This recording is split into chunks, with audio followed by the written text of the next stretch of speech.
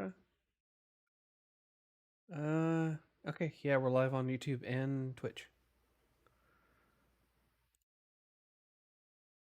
Now, there is a lot of developer talk in this. I'm going to keep it low.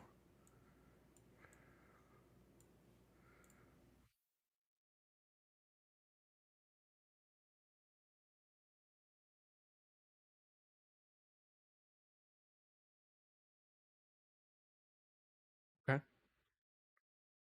What you eating?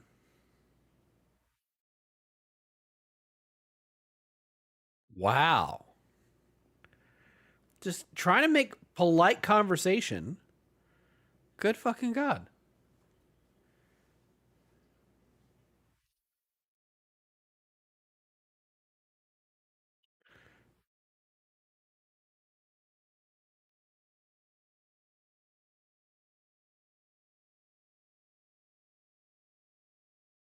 Hello.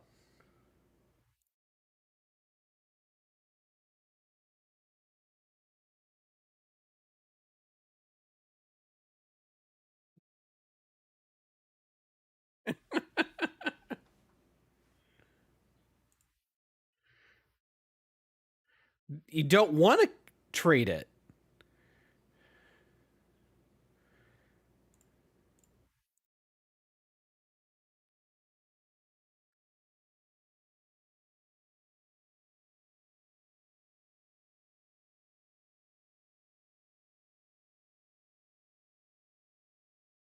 Like a week or so? Okay.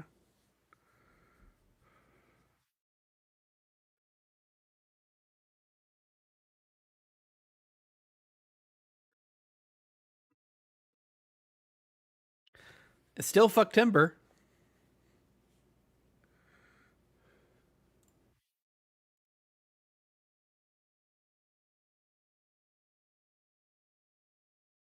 Oh, they can't hear you? Really? What's going on here? My settings get messed up? Hang on. Oh, yeah, it did. Maybe OBS updated. Hang on.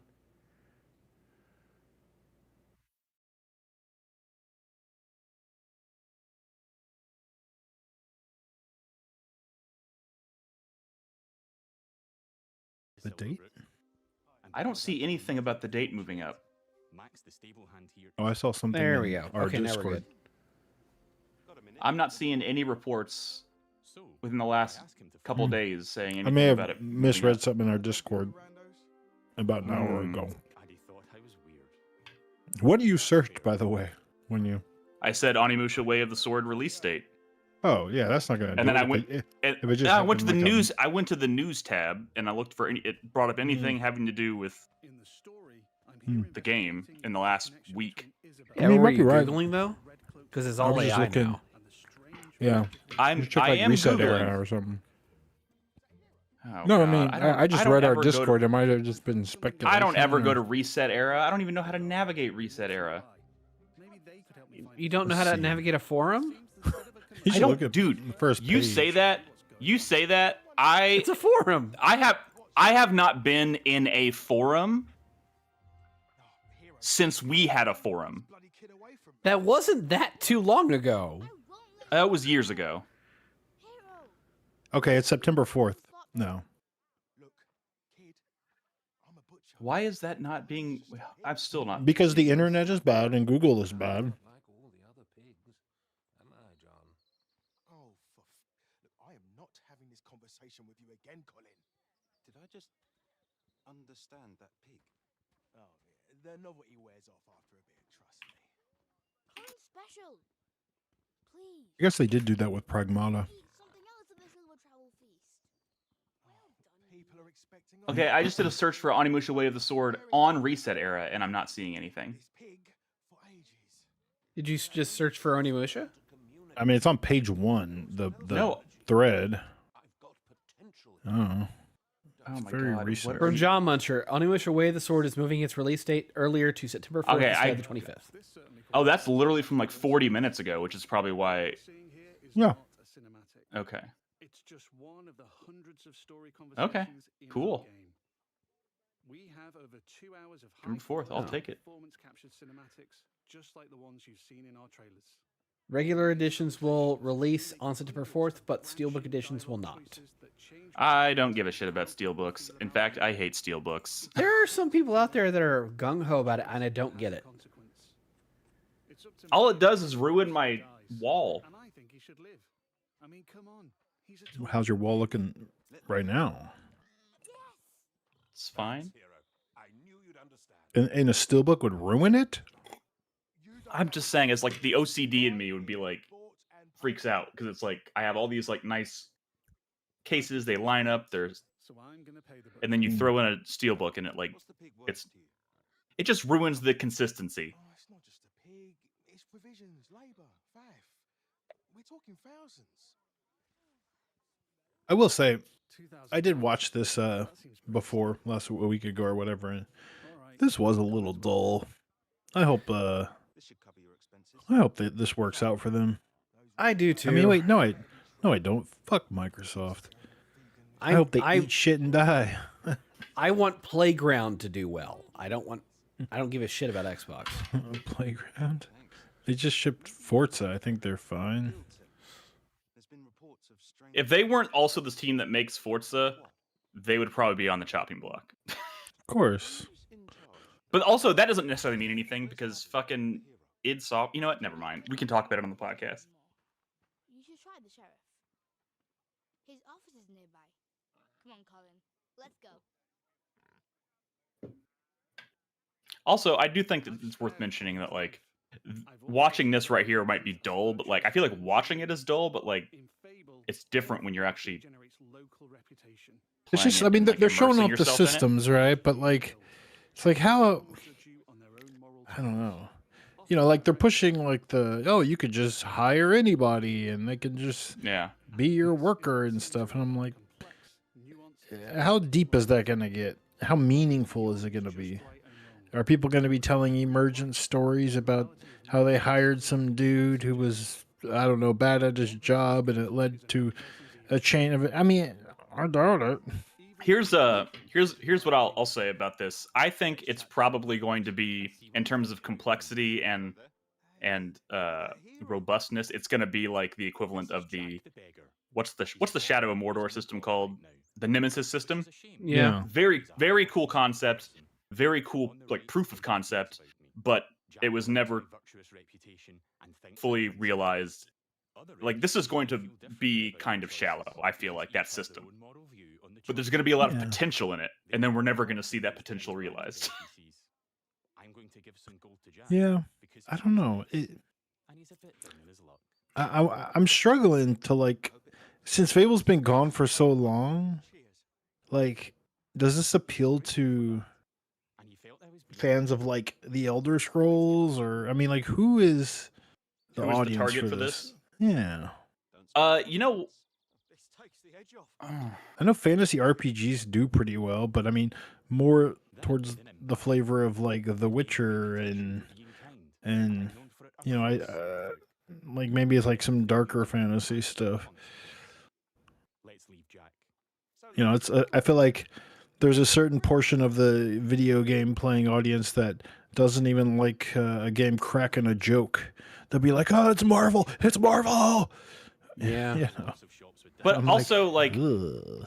on the flip side of that, and I'm only bringing this up because I'm listening to this to Dungeon Crawler Carl right now, and, like, that, there is a lot of overlap in those audiences, and, like, the appeal of that, the reason people love that is because of how funny and it is, like, how funny the writing is. So, like, I don't know if that's necessarily true. I know there's, like, a subset of people who are like, it's got to be ultra serious or they don't care, but I think there's probably far more people in the opposite camp. Is Dungeon Crawler Carl, like, taking over the cultural spot that Ready Player One filled? It Yeah. was, like, Reddit's favorite book. Well, yeah, for sure.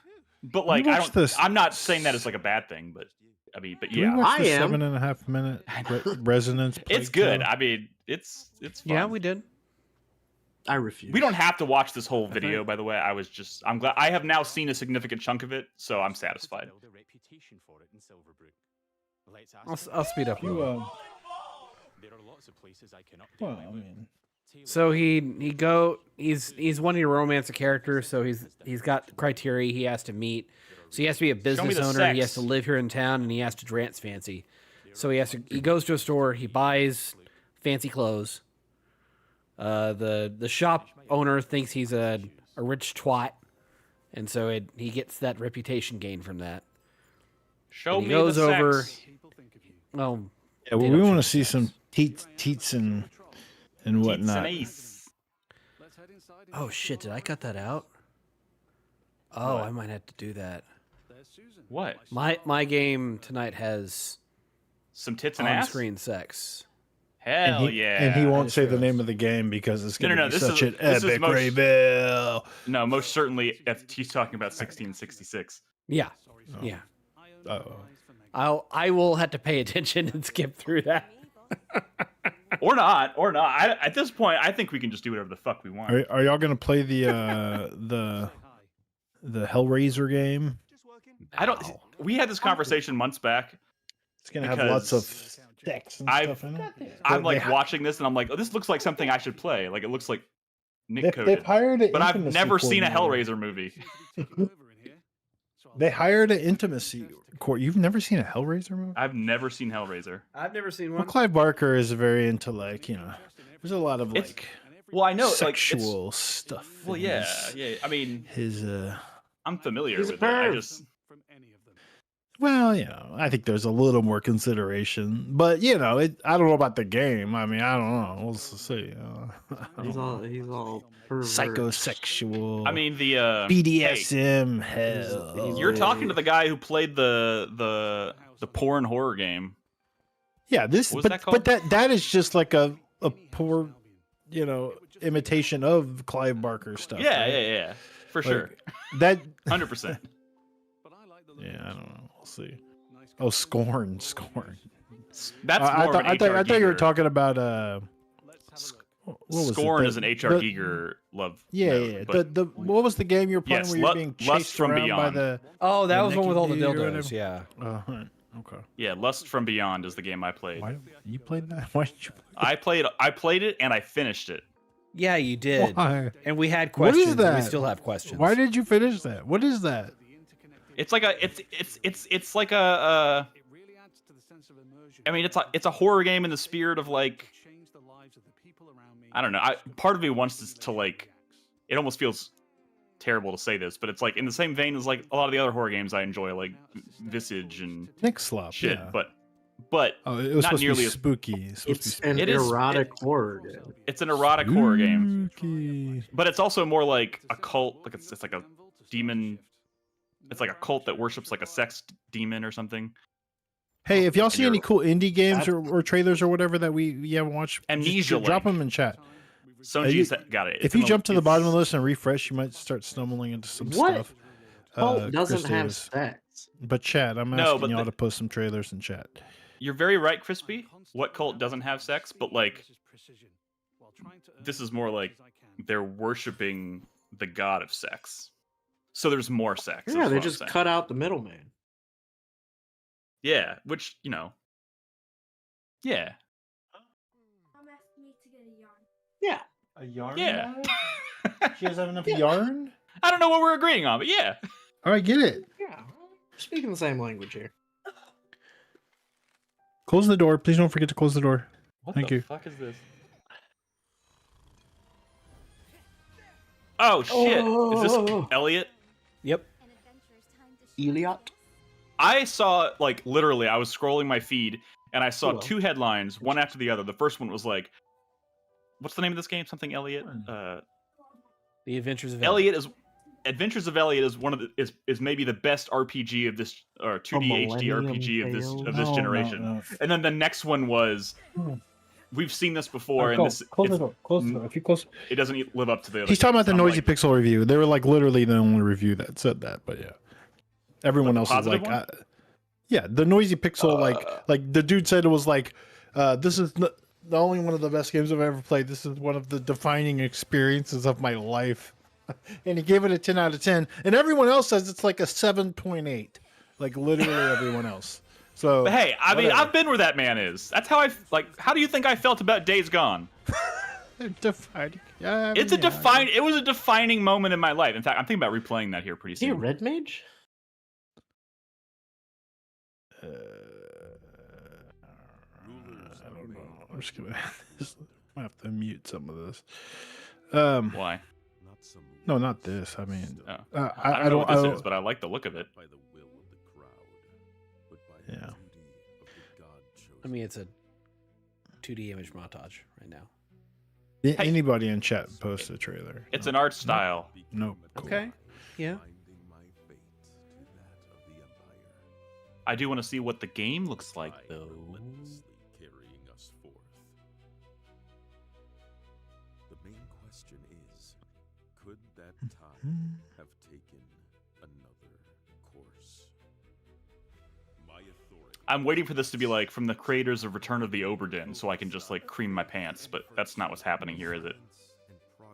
From the creators of the last game in this series, I think. Actually, this is the second one.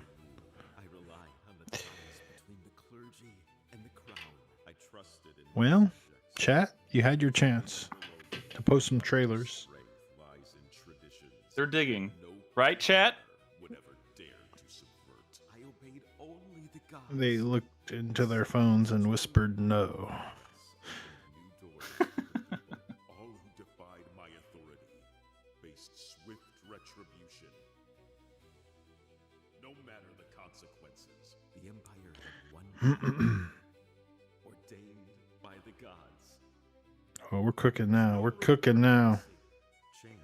What is this trailer? Why is it taking forever? I started like really liking this trailer, and now I feel like I've been looking at the same thing for 5 minutes. Yeah. I'm so done. Stop with this filling trailer. in these bubbles. I don't need to see Is that every it? one of these bubbles. Oh my god. There We're getting is to it. nothing. The fate of the Empire. Oh, there's a demo you could play instead. The fate. Oh, I feel like this trailer kind of ruined any Just- chance of that. Just a cinematic trailer. Bro, I just clicked on a random video. There didn't even need to be a narrative here. It's just, I'm posting this for it. I wanted to watch it because someone just bid on this in my one of my leagues. I was like, well, what the fuck is that? Probably need to click on the gameplay trailer. Am I right? See, people You're are not posting wrong. in chat. Oh, well, we haven't clicked that link yet. I don't know. They are now. They are now. I don't know if that's a first time chatter posting a link. I don't know. There's It is a YouTube two link, people though. above them, Nick. Oh, okay. I didn't see that. I'm pretty sure Prince just posted the first thing he saw. Well, no, there's a time index on the video. So this is not Jason Voorhees, but it's the character's called Jason. Just so you know. Why do you know that? Why do you know little factoids about games you never even played? Because I think it's absurd and I read it somewhere. I mean, it's That's Jason. It's Jason Voorhees. It's Jason. No, it's You can't- It's not Jason Voorhees. No. You literally can't do that. You can't show me a picture of Matthew McConaughey That's and tell me exactly this is what they're doing definitely here. not Matthew McConaughey. Like, that is not how this fucking works. I don't buy into that propaganda bullshit. It's not even legally distinct Jason. Hey, Spring, I added your clip, your video. Jason with a Y. Can I release it? Jason's a title. That's No, past it's not. the name. It is not a title. For the love Yes, of God, it it's not a title. Yes, it is. Ghostface is a title if we want to make a 1-to-1. Yeah. Jason Voorhees is Jason Voorhees. Just the way Michael Myers is Michael At some Myers. point, you might have to refresh. I'm not sure, Chris Davis. but, you It know. refreshes every time that it switches to the next trailer. Oh, I heard this Dave the Diver DLC is pretty good, but Yeah, and we I don't own wanna it. get lost. Didn't. We do. Oh shit, man! You just might have. You're welcome. Oh man, you have to have finished Shit. Dave the Diver to play it. I have finished Dave the Diver. It was one of my Oh, favorite good. games of that year. I blew through that game. Played like fucking 50 or 60 hours of it. So Or you're some gonna hop shit. right into this. I mean, I'd like to. Is it different enough? I mean, not Graphics that are I a lot more realistic. not that I shut the fuck. Wow. That is a fake man. Nobody actually looks like that. We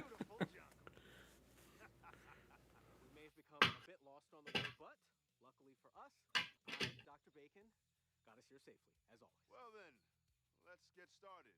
Dr. Bacon? Is that what it said his name was? Yep. Change out the battery. There he is. What are you even diving in? If you're in the jungle, is he like diving in rivers? Well, freshwater, various bodies of freshwater, sure. But they're not going to be making sushi in the jungle. Why not? not? I don't know. It seems weird. Fish is fish, bro. Yeah, there are rivers that go through jungles. You know that.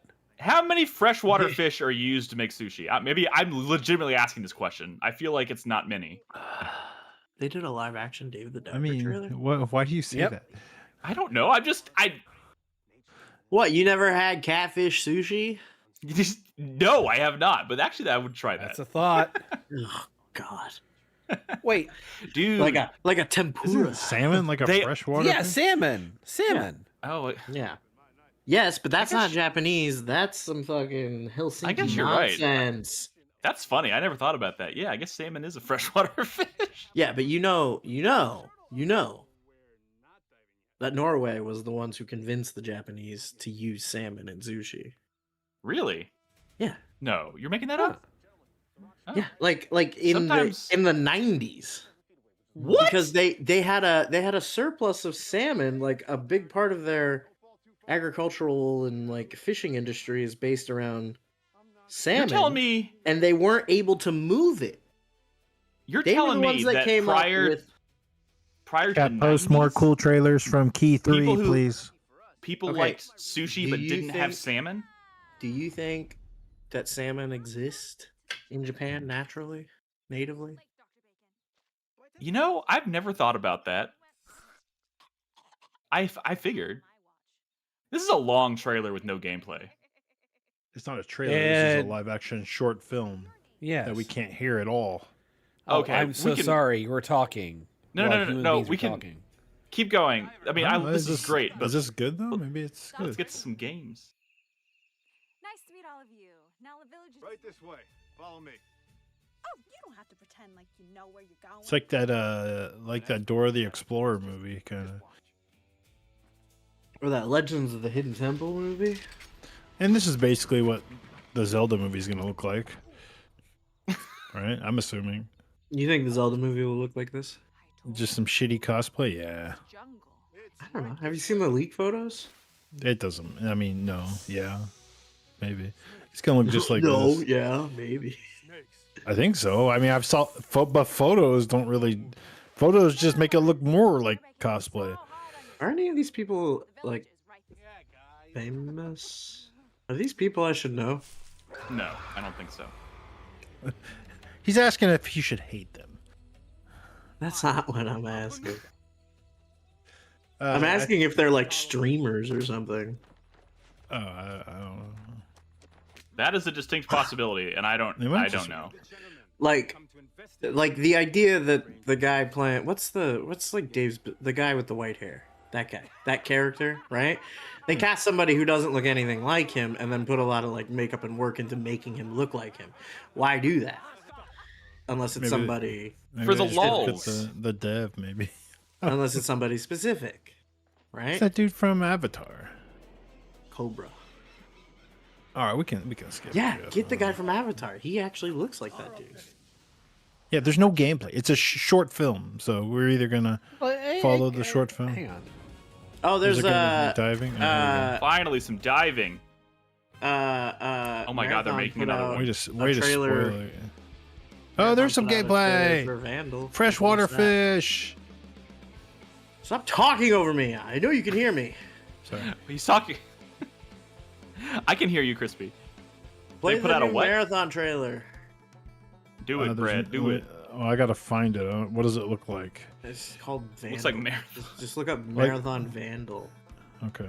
Feet. Marathon Vandal Feet. Feet? Show feet? Yeah, show feet and hole. It's a cinematic. Vandal Shell cinematic. Did you say show feet and I hole? heard show Yeah. feet. Yeah, Bob and Vagine. Yeah, it's the Vandal cinematic. Oh my god, that is adorable. Nixon. They got him. They suckered him into another one. Hey, they don't have to sucker me into anything. Dave the Diver is Fake ass amazing. indie game. Fake ass indie game. It's on indie. Casting by Tessa Johnson. I have questions It's like- for her. Dude, this is like indie blackface, kind of. Is that What the? Face. What? I think there's a Bradley. better term. This is indie washing, maybe? indie washing? Sorry. But you know what I'm saying. Yeah. Oh, you got me a trailer. Thank you. Shut up. It's a mobile game. You Is this Dave the Diver? Nope. It is Mint It's Rocket. the same studio.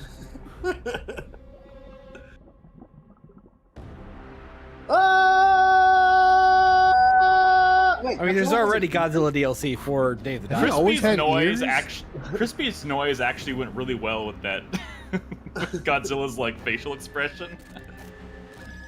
G-Force. Oh, it's a fucking Gooner game? Hell yeah, let's go! I can't wait to goon from Let's go! some Godzilla.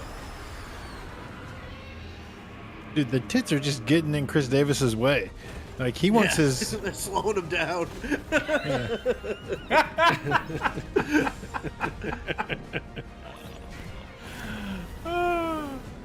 Why would you attack Goonzilla. Mothra? Mothra did nothing wrong.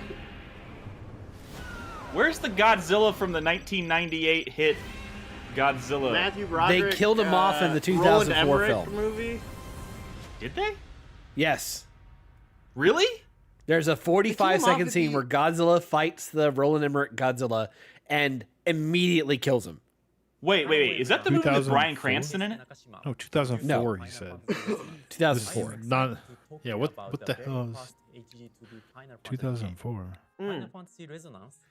Is this game gonna be sick as hell or no? I hope so because I bid on it and I got it. Each I think it'll soul is in be- this game. I want to play it. I think it'll be okay. I think it'll be like an 80. I think it'll be like, you know, maybe an 82. I agree with Brad. Well, of course y'all would think that. A tale? Why? I mean, That's fine. I'm the one that This- did the opening this used bid to be for a this. This used to be a fucking mobile game. I mean, Yeah. Hey, I thought you were the one last week who said that wasn't a viable like thing anymore. I know these because- people. These are characters. no, but it does lower the ceiling, right? Like it's not gonna. Look, like, I'm not expecting it to break 90, but I feel like Yeah, an of 80 course is maybe.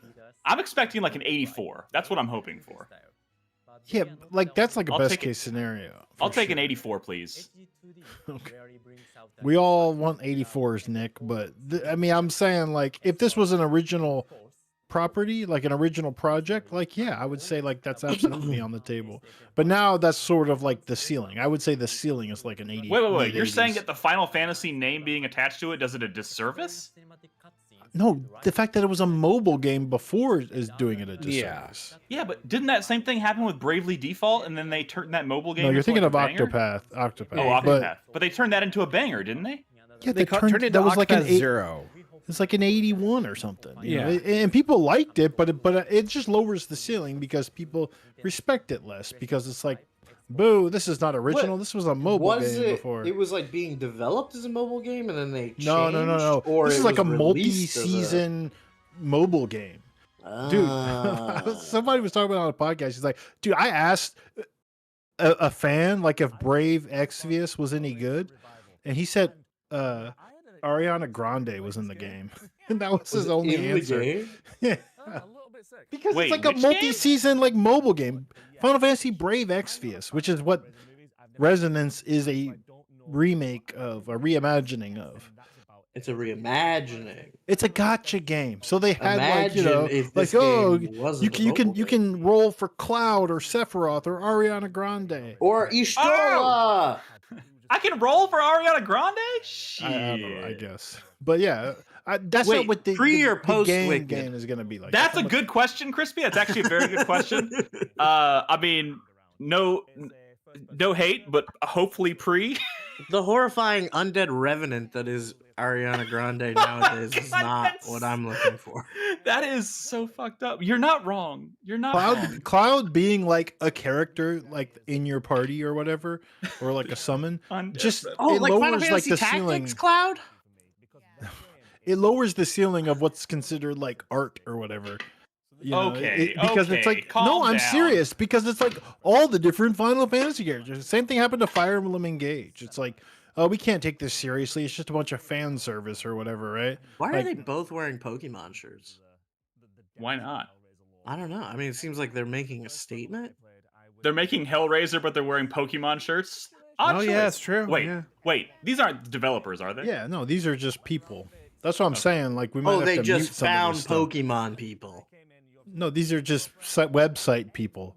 Yeah. Like These are us.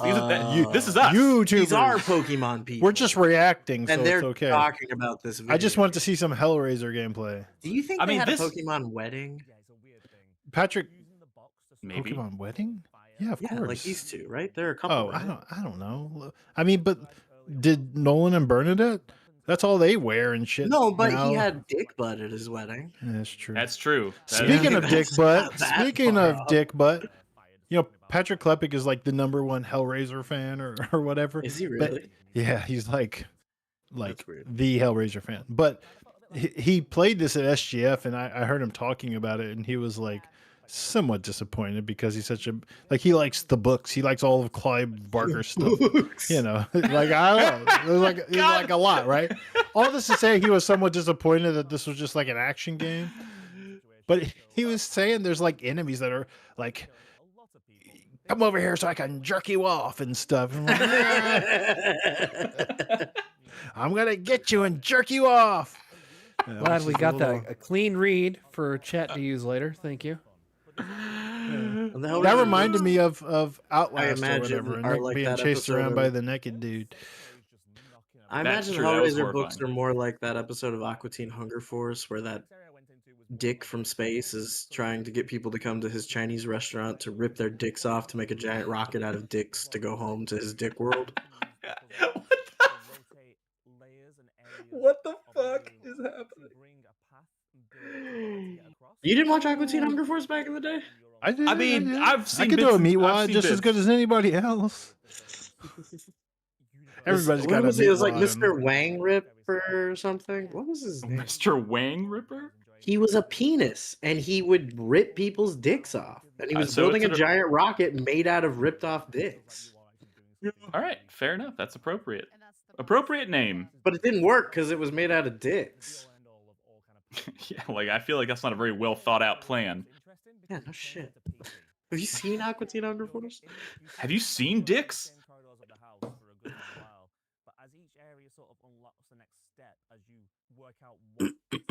You see flashback videos to you and your girlfriend back at home, and kind of it builds the puzzle of how you sort of got here.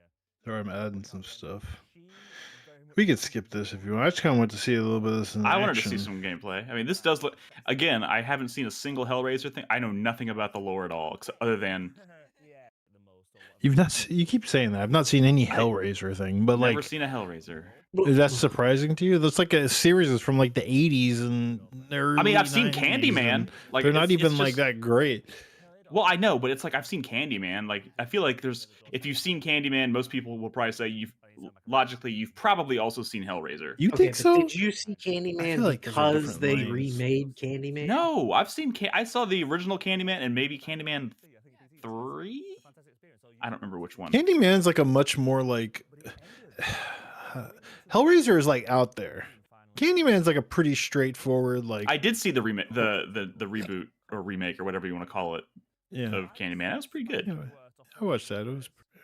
It was decent. It was decent. I liked it. I also watched K-pop Demon Hunters in theaters today. Ooh. I didn't realize. still you haven't were- seen It was that. it was a sing along, and my kids did not sing at all. And I was like, "No, you're supposed to sing." It's the sing-along version. Did you Everyone's sing, supposed to Brad? sing.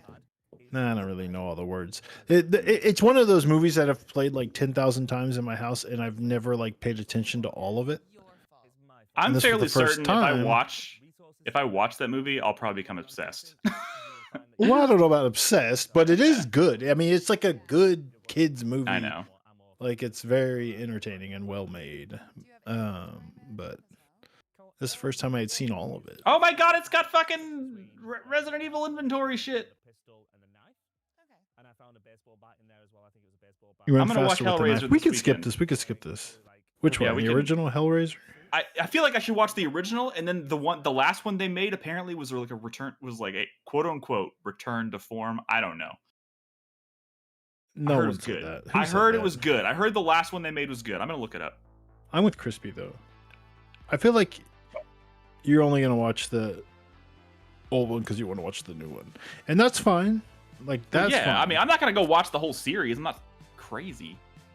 I think the second one's okay. It's not that good. Yeah, I mean it's campy. It has a cult following. You know, It's whatever. I feel like people. You like- need to catch up on far better things. That's probably true. Yeah, that's definitely true. Oh shit! I got Supergirl tickets. Come on, what are we doing, dog? What is this? Who? It's time for us to start the podcast. No, did it's you time for not us to vet watch these? the one marathon. Okay, watch the Like marathon 30 thing. Seconds. Ah! I don't think we're in a hurry or anything. I mean, we're chilling. You can skip this, Chris Davis. What do you think I'm doing? Whoa, he's- Vandal Shell, pretty cool. Pretty cool. Here we We're go. skipping Here stuff we that go. Chatter's added now, though.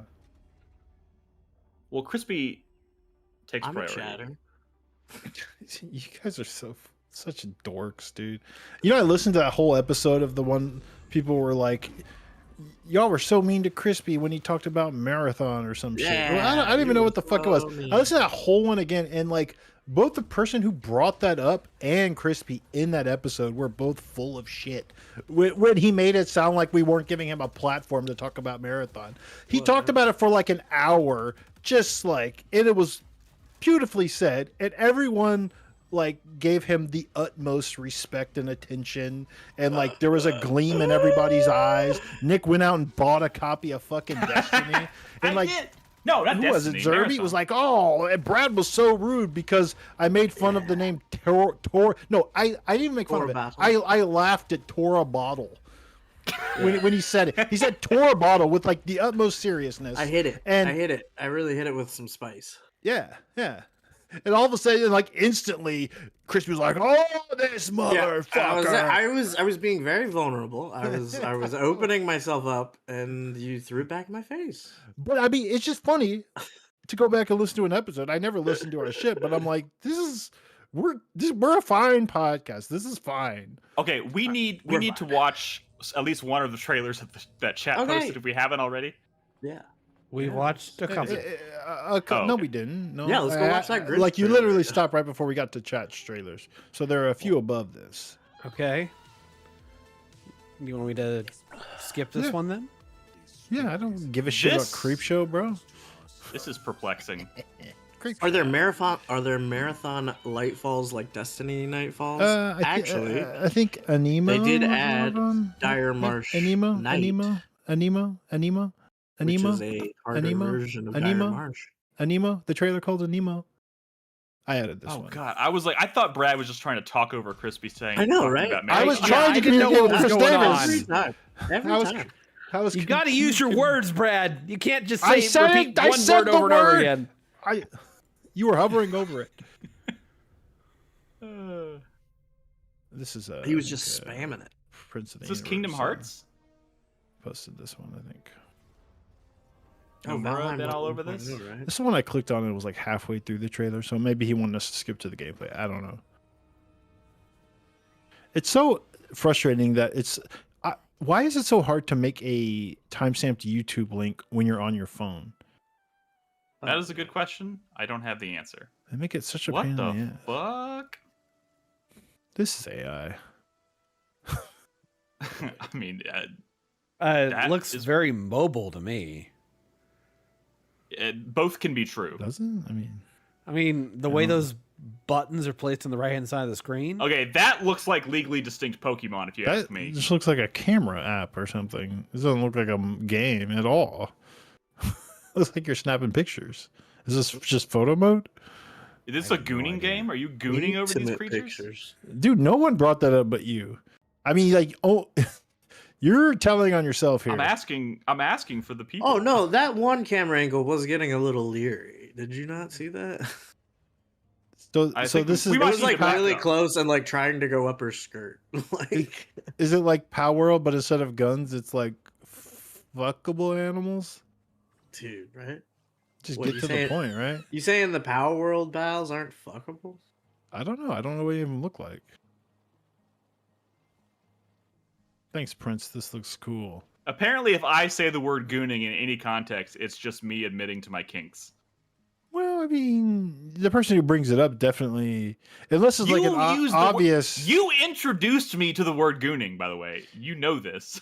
Oh, sure, but I would say it when I'm watching like Sure. a Dead or Alive trailer, It's not the watching boss. this or something. You know, you know, you got. I'm picture trying. Battles. I'm trying. I'm trying to entertain. Yeah, That's all.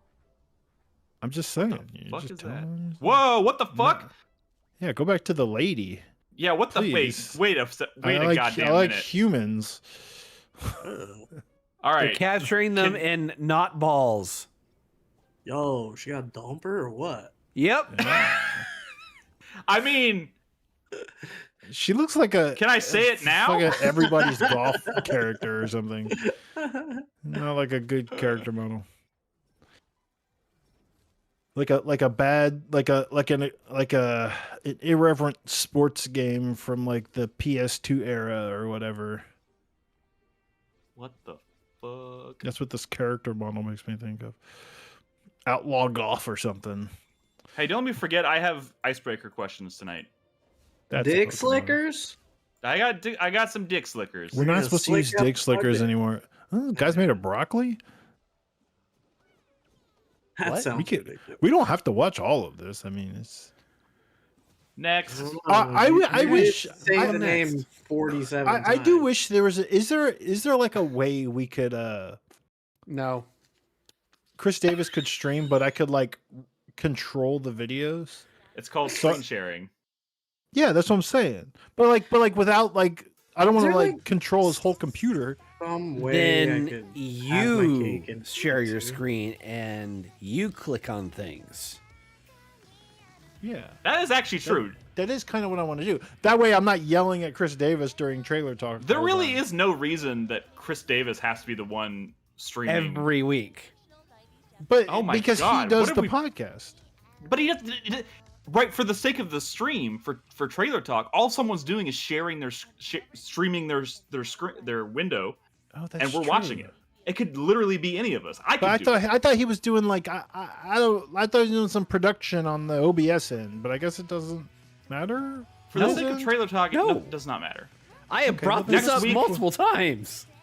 Next week, Well, Brad I will take the reins. I've done trailer talk where I've streamed, but I don't think you've suggested me sharing my screen during your streams. But we can try that. Not How tonight. about we though. do that Are you- next week? Since Are you we're- sure it's gonna work like with the audio and OBS and everything? I should. Yeah, it's gonna be shared audio with the y'all's microphones, but it should be fine.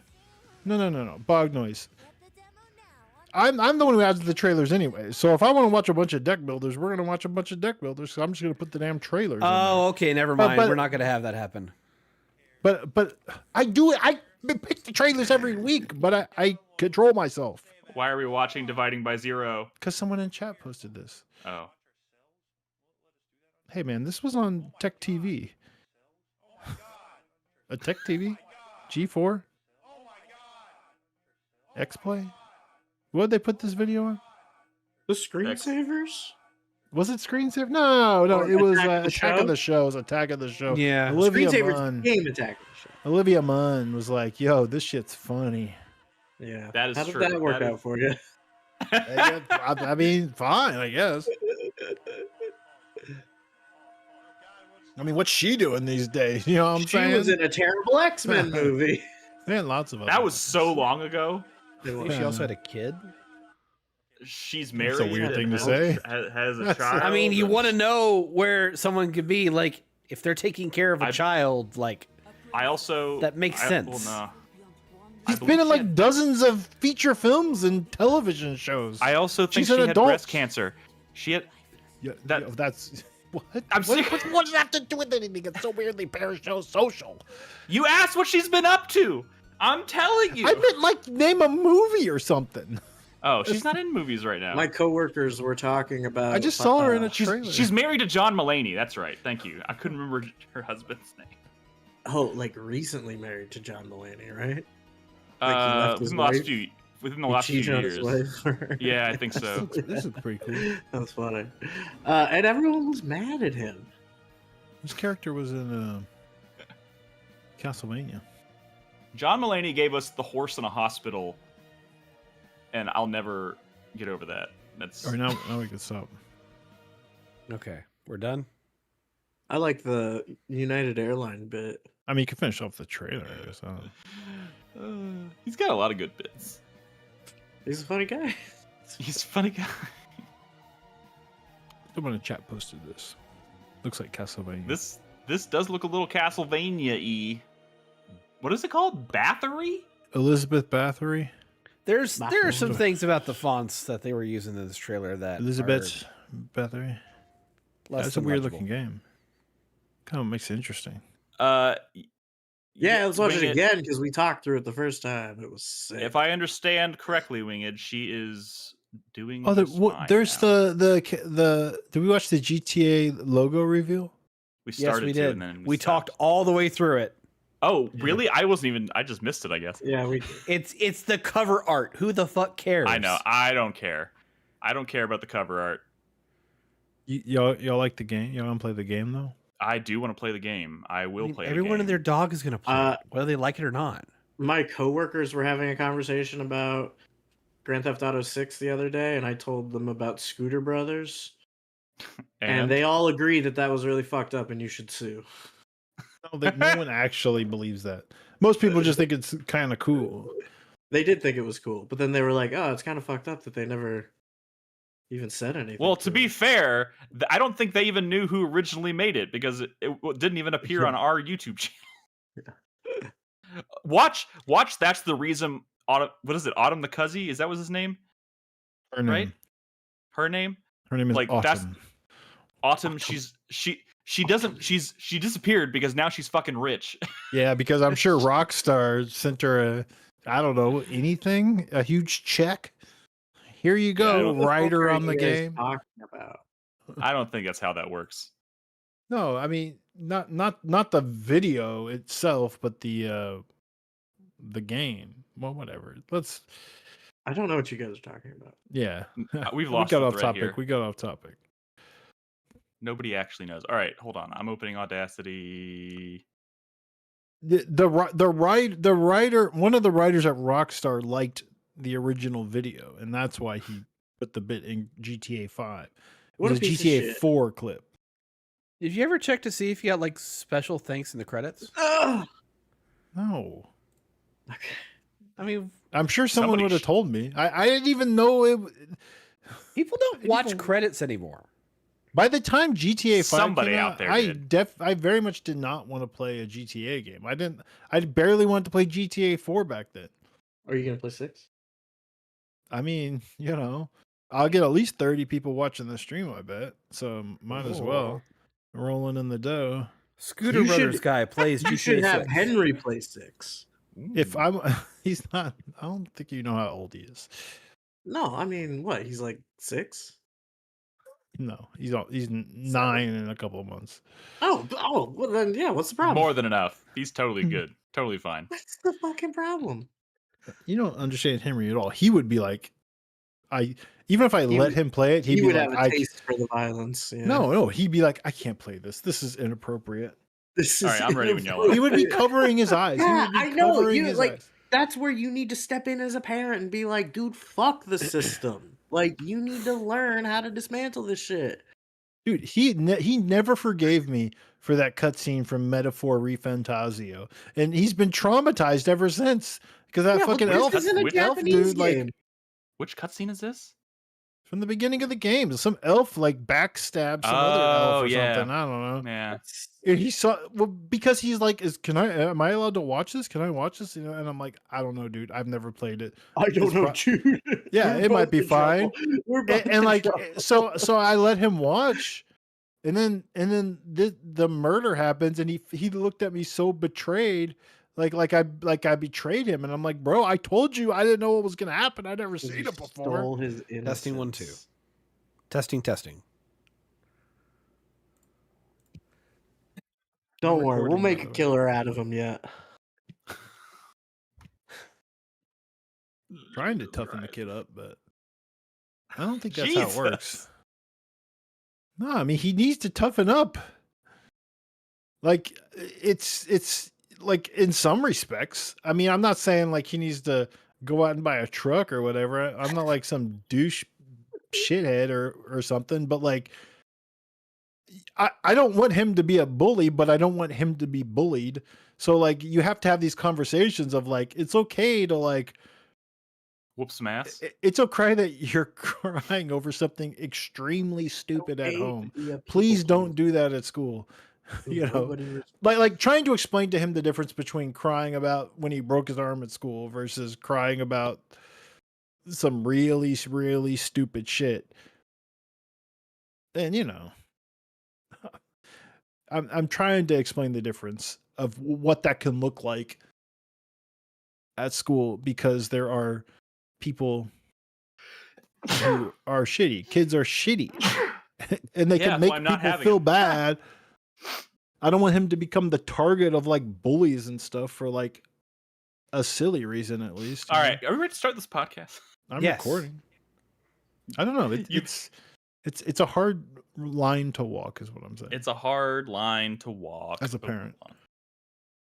Thread, needle to thread, whatever. Yeah. Hold Yeah. on. Yeah. I am recording. All right. I too am recording.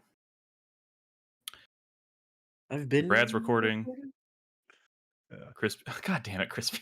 What? I was waiting for it to look. I wasn't sure. I didn't. Okay. What? I put my feet on the internet. This is what I get. He did I for was just free trying to too, is the relax. thing.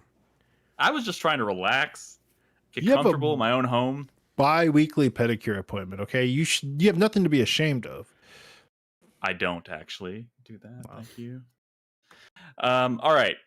Roll call for the podcast starts now. Brad, I'm here. Chris Davis, Hello, I'm here. and Crispy. I am recording. Cool. What? All Wait. right. Oh, God. I literally just started recording. I don't know. But if you got matters. that. You got that. You got I your. got my Okay. my recording begins with I am recording. Perfect. That's actually So quite you nice. weren't lying. No, I wasn't. Anyways, all right. Hey everybody, welcome to 4Player Podcast. This is episode 878. It is June 18th, 2026. I'm your host, Nick Henderson, joined by Brad Simons. Worried I might be getting sick. Oh no. Stay away from Christopher me. Guthridge Hello. and Christopher Davis. Good evening. How are you? Guys, before we look, I'm not going to forget. So we've been kind of off and on with some consistency with our shows lately, just kind of lots of weeks off and stuff. So I've kind of gotten out of the groove of this, but we're getting back to icebreakers. I'm sorry, dick slicker questions tonight. Icebreaker. So we're gonna open with some community questions, aka dick slicker questions. But after that, guys, we have to have a conversation Ooh. about Microsoft. What the fuck is going on with Microsoft right now? My what the fuck is, why did you just learn about this today? Long story short, I've had kind of a busy week, and I've just been distracting myself in other ways, and I've been playing a lot of Mina the Hollower, actually. So I haven't been paying a ton of attention to headlines. I got caught up with everything today, But yes, I was a little late to the party, to all the shocking shit that's been going down. So we'll talk about that. But before we do that, of course, guys, I want to pose a Dick Slicker question. Our No, Dick we Slicker don't say that question- anymore. We don't say it Oh. anymore. Wait, sure we do. I'm we saying say it. Community question. Community question / icebreaker question / Slicking up our dicks. slicking up our dicks question. We got Our question heartfelt. We got heartfelt. Please don't call it that. So we're Did we? Yeah. But that's what I'm saying. That's why we got to keep calling it that, because it's driving engagement. People are mad and they're engaging with the product. One of our community members got his dick caught in a cotton gin when he was younger, and That's crazy. I did not see that coming. Okay. yeah, me either. Lick up your dick. Our icebreaker question this week comes from Shop Creeper in North Carolina, who, at the time of writing this question, which admittedly was a little while ago, was playing Pragmata. I'm guessing he's not anymore. His question is, are there any games that you guys recommend as co-op experiences that aren't actually co-op, such as sitting down and playing Curse of the Golden Idol, trying to solve mysteries together, etc.? Me and my fiance are currently going through Pragmata, where I control Hugh and she controls Diana, and it has been a blast. Thank you for reading my question. You guys are great. Yeah, that's... What was the That's- question? he's- Sorry. Oh my So god. lately, my roommate, his girlfriend, and myself, when they're around, have been co-oping, quote unquote, like hot seating Hades, and that's been a lot Ooh. of fun because she never That's played pretty- Hades, and that's like his favorite game ever, right? Yeah. So we started this like cooperative Hades 1? playthrough.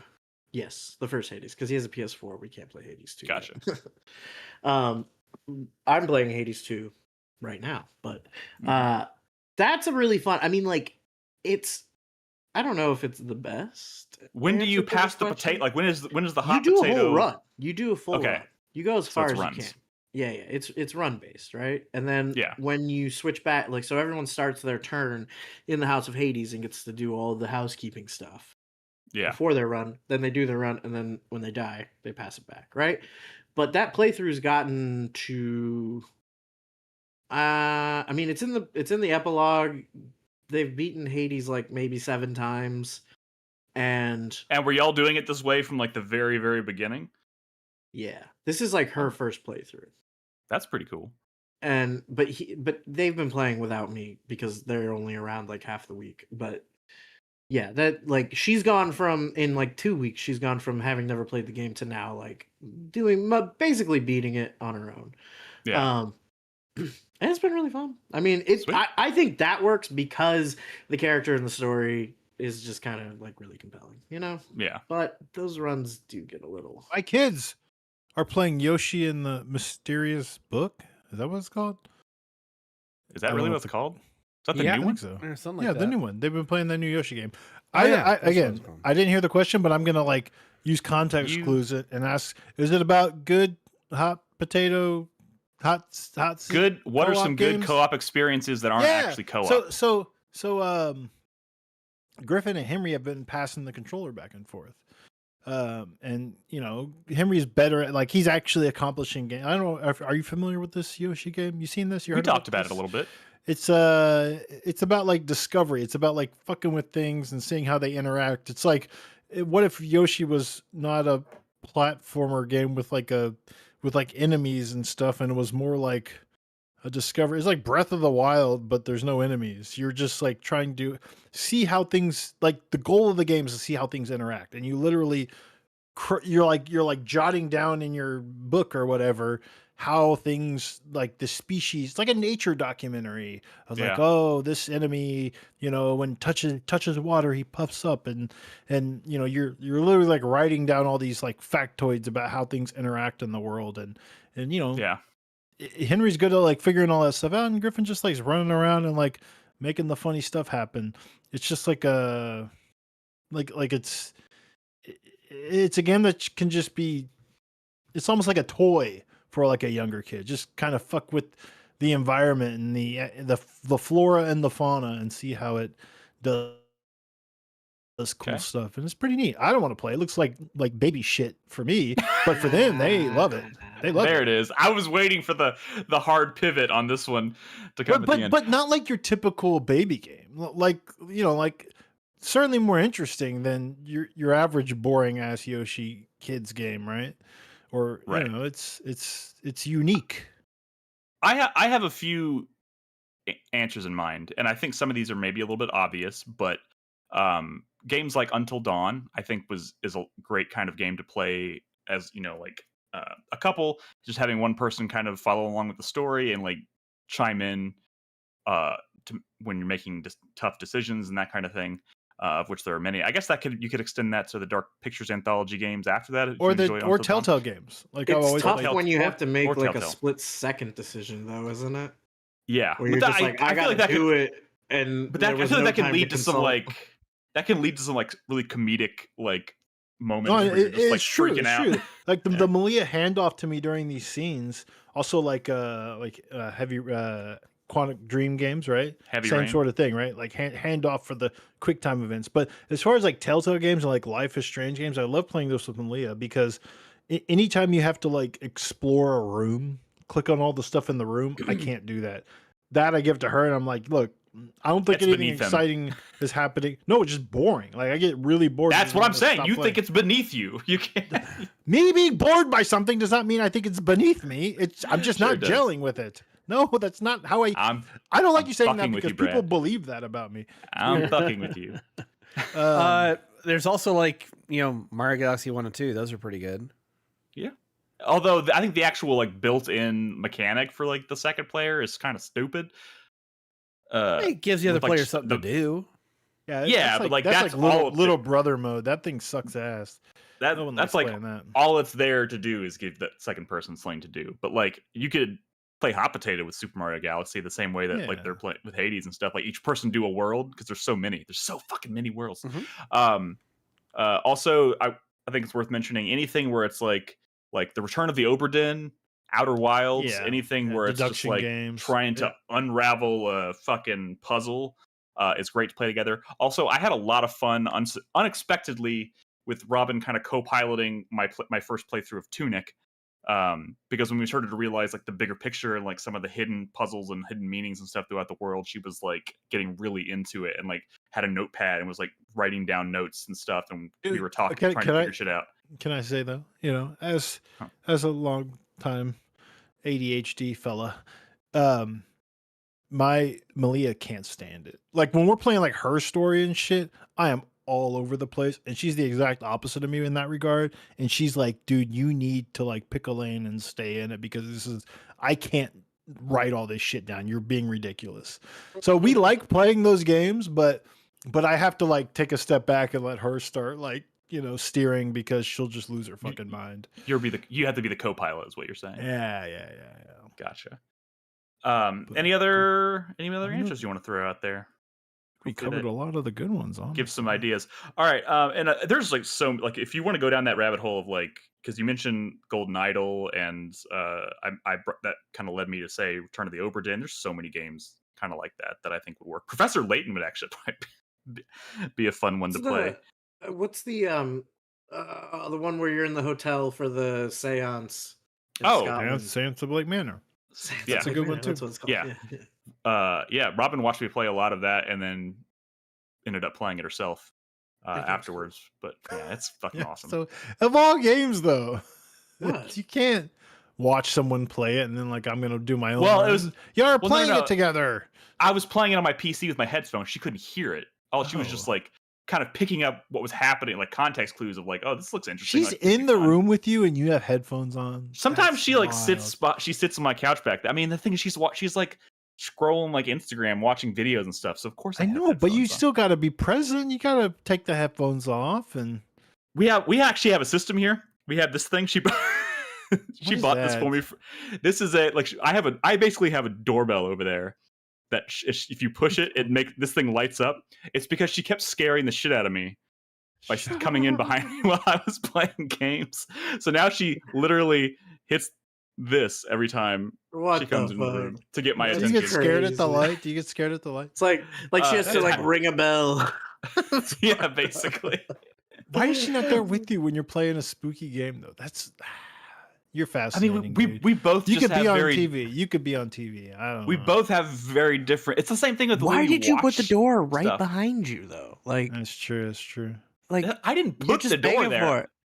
No, It makes okay, you sense put for your the layout of desk the room. and your chair there though, didn't Yes. you? You fucking smart ass. You chose You're that. the only no- one whose layout could be in like one of those horror movies. Like Horror webcam movies were horror like, movies. no, Nick, Yeah. turn around, no. Exactly. If you swap Exactly. your So could Chris desk for where your Davis's. couch is, like The closet. I'm not too, okay. perfect First of for all, that. the only reason I won't change any of it is because I had this when we bought this house. I was meticulously like mapping out how I wanted this room to be laid out. My TV is mounted where I want it, and it's not going anywhere. So it kind of, but it does. So it does fucked kind it of up. dictate where everything else goes. And I also have these giant doors here that kind of like limit what I can do with this wall. So there were considerations. I love the layout, but yes, that is one caveat that we've had to. you could bought the wrong take out house. those doors and turn it into a kind of a bookcase thing. You should have done like Chris Davis and built a house.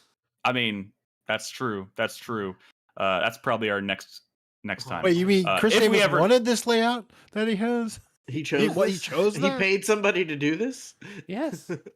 This was the same. What's This was going on? Can you give us Go. a better angle? Is there any way to like lower your camera? Brad. I You would mean- understand his layout if you actually came to his house that one time, but you didn't. My kids were sick. I think same reason I didn't go to your house because my kids were Same sick. reason you don't understand the layout of the room I'm in. You bitch. Yeah, I mean, I'm okay. I'm okay. You don't understand the layout of this room either. You've never been in this You know, room. I was actually thinking about that because I have been to your house, and I'm sitting here trying to figure never out which been room. in this room. Never in this room. But I've seen, like, I know when you. Okay, I don't want to start like describing the layout of your house, but, I On do the think I have a internet, pretty good all idea. All the egress and ingress points. Here's my question for you, Brad. I'm sorry, we can move on from this pretty quickly because I'm sure the people at home don't give a shit. But like, is the room that you're in right now, is it closer to your bedroom or that your kid's The bedroom? front of the house. This is front of the house. Okay, see, I think I know where that room is, but you know, anyways, this is highly exciting stuff. Let's move on, guys. Thank you for the questions. If you're a supporter on Patreon or Twitch, you can submit questions. We do one question per segment, so if we don't get to your question right away, we'll get to it on a future episode. You can find the link on patreon.com/4player, or if you're a Twitch subscriber, it's Yes, look at pinned his in butt. the Twitch supporters channel in our Discord at discord.gg/4player. Anyways, let's move on. Before we get into all that weird Microsoft shit, and we do have Steam Next Fest demos to talk about too, so it won't be all doom and gloom. But I do want to quickly say, since last week, because we did spend a lot of time last week talking about my shitty first experience with Mina the Hollower, since that last conversation, I have You were played. struggling. You were struggling. I've played about 16 hours of it, and I'm on the train. We're good. I'm on the train. I just unlocked the train in Mina the Hollower. So Okay. Good. I am one. There's cool stuff. There's so much secret stuff in this game. Oh yeah, Obviously, I don't it's want to crazy. spoil anything, but there's a lot of secret stuff also involving the train. Yeah, I've already found a couple things. Do you see this? How much do you think this costs here? This is she makes all Malia does is make stuff like this. Not like she works in a fucking sweatshop. She doesn't stop. She just makes stuff and then she just throws it on the floor and starts making new shit. It's so crazy. That's random. Sorry, I'm just frustrated because I was looking around this room. Like, This is that "Oh, what's going on ADHD with he this was room?" talking about. Yeah. Man, you made me lose my train of thought. Mina the Mina. Hollower is pretty good. Mina the Hollower is pretty good, guys. I think it's very good, but it's the weird. I have finished 3 dungeons. Okay. Last time I hadn't even made it to a dungeon, so How is your how many hours would you say? about 16. Okay, interesting. Because like the way progress works in this game is it's very open. Yes. And you could really Although, take your time exploring that world and to me 16 hours I was probably done with one dungeon. You know, it's just how well, I mean, there are lots of things that I like, lots of avenues to explore that I just don't think I can yet. Like I've Well, found them and I'm like, I don't think I have what I need, or I will say one thing about Mina the Hollower that maybe we didn't get into is that there's a lot of stuff it's a little bit like Tunic or something, right? Where you think you probably can't do it, but you probably actually can. that's probably, yeah. Which Also, it's cool. I It's wasn't- cool to figure that stuff out, but you'll see. I wasn't paying attention intentionally when you were talking about something with having to do with the mirrors last week. Yeah. And now I've gotten to a point where I've found several mirrors, and I'm like sitting there for like 10 minutes going, what the fuck do I do with this mirror? I know there's something. I haven't figured it out because yet. there's something you could do with the mirror that's very intentional, and it also Right, confused me for a while. But yeah, I you'll haven't figured it out yet. And I'm glad I didn't pay attention when you were talking about it or when it came on the footage last week, because I feel like that would have spoiled something. But I know I'm staring at this mirror like I know I can fucking do something with this. But I haven't figured it out yet. So anyways, I'm having a great time with Mina. It's a great game, great fucking video game. Disregard what I said last week. I was just dumb. I was having a rough start to this game. No, it was those were valid concerns. I mean, that game starts a lot harder than it. I do still struggle a lot. Like your little thing about like, oh, I don't think I've died once. I'm still dying a lot. I haven't lost all my sparks. I haven't lost my bones. I have lost so many bones, even after like at this point. I'm still consistently losing bones. How many sparks do you have? You still only have one? three. I have 3 sparks. Okay. Yet I'm still losing bones. Okay. But anyways, it's a pretty great video game. You should consider getting like the other weapons that you can't. Have you seen? I have 4 weapons right now. Okay. I really like the bat gun, the battery gun, the one that's like a bat / gun. That's really good. And so you probably have the shield, I guess. The shield. I have the shield, the daggers or sword or whatever, and then I have the hammer. Okay. Yeah. The last weapon is really good, and of course there's upgrades and stuff. I'm on a boss right now that the Bone Beach boss. No, I can't even figure out how to get to Bone Beach. I was thinking about it. I started going towards the mountain peak because that's where it made it sound like I need to go next. And then now I'm fighting Thorn on this like ice plateau or whatever. Oh, and so you're that's even harder. I mean, you skipped. You're in the ice area. I mean, that's the direction I started going because I unlocked the train. It says I can't buy a ticket to Bone Beach. Okay. And I've been trying to figure out how to get down to Bone Beach. It's tricky. I remember it being tricky. Okay. But like if you proceed in the ice area, that's actually harder. I'll probably divert. That's not okay. But anyways, it's open. Mina the Hollower. It's pretty great game. Anything else you want to talk about before we jump into the Microsoft conversation here? And then we're going to talk about some demos. Yeah. We'll talk about demos. Okay. I just want to get this out of the way just because it's fresh on my mind, and it's Microsoft. Yeah, it's a clusterfuck. So a few weeks ago, I mean, actually, are we talking about Asha Sharma? What are we talking about? SGF? Well, it's a combination of things. At the end of SGF, obviously, Microsoft, Xbox did their annual E3 quote unquote press conference thing, and depending on who you ask, I think the games they had on display were impressive. They announced some exciting things, and then it seems like within 24 to 48 hours after that, there's a lot of mixed messaging coming down from the higher ups at Microsoft and talking about Xbox's potential or financial longevity and things like that, and all kinds of conversations are talking about like spinning off Xbox into its own thing, maybe selling it off. Also, conversations about this has obviously led to like conversations about closing studios. They've been talking about it like it's a threat, right? Like they've been warning that this is coming. Yeah, and there's some big projects that are tied to big studios that were just recently announced that are being heavily discussed as potential closures. Ninja Theory being one of them. Ninja Theory literally just announced the third Hellraiser game, or not Hellraiser. Hellraiser during trailer talk. Hellblade game, Senua. And then within 48 hours, they're talking about the potential of closing that studio, which makes you wonder, one, did they even know that prior to the announcement? Is this game in jeopardy? There's been more reporting. The reporting says that Microsoft had already decided that they wanted to shutter or sell off Ninja Theory, and they green-lit Senua as an attraction to investors to purchase the studio from them. Okay, so the developer know that? Yeah, I mean, it does make you wonder. First of all, how in the know the people at the studios are, not even just the people at the top of the can I studios, say but the people can I say working this? in the studios. Uh-huh. A lot of the reporting has been coming from Jason Schreier, who is Right. like, dependable and we know has access. And he mentioned 3 studios that are officially like in this talks to be, they're either going to be shut down or they're going to be sold off or bought them or buy themselves if they can even Right. afford that. Who knows, right? But like he said very clear, he was on, he's a YouTuber now. He's been doing his Right. YouTube videos. He was on MinMax today. I think the episode came out and I listened to that. And he's saying that like there is more that he is not sharing, but he's sharing. It was Double Fine, Compulsion Games, and Ninja Theory. He shared those 3 because those developers know that this is happening. There are others that he knows about where the developer doesn't know yet, so he's not sharing that publicly. But there's also been there's been people within studios that we know of that have come forward saying that they're seriously concerned that they're on the chopping block. One of them being Arcane. Yeah.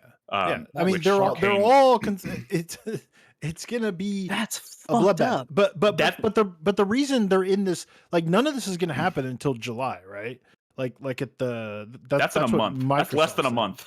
Well, Yeah. that's what Microsoft said because that's the start of a Yeah. new quarter, and I think the negotiations are happening now.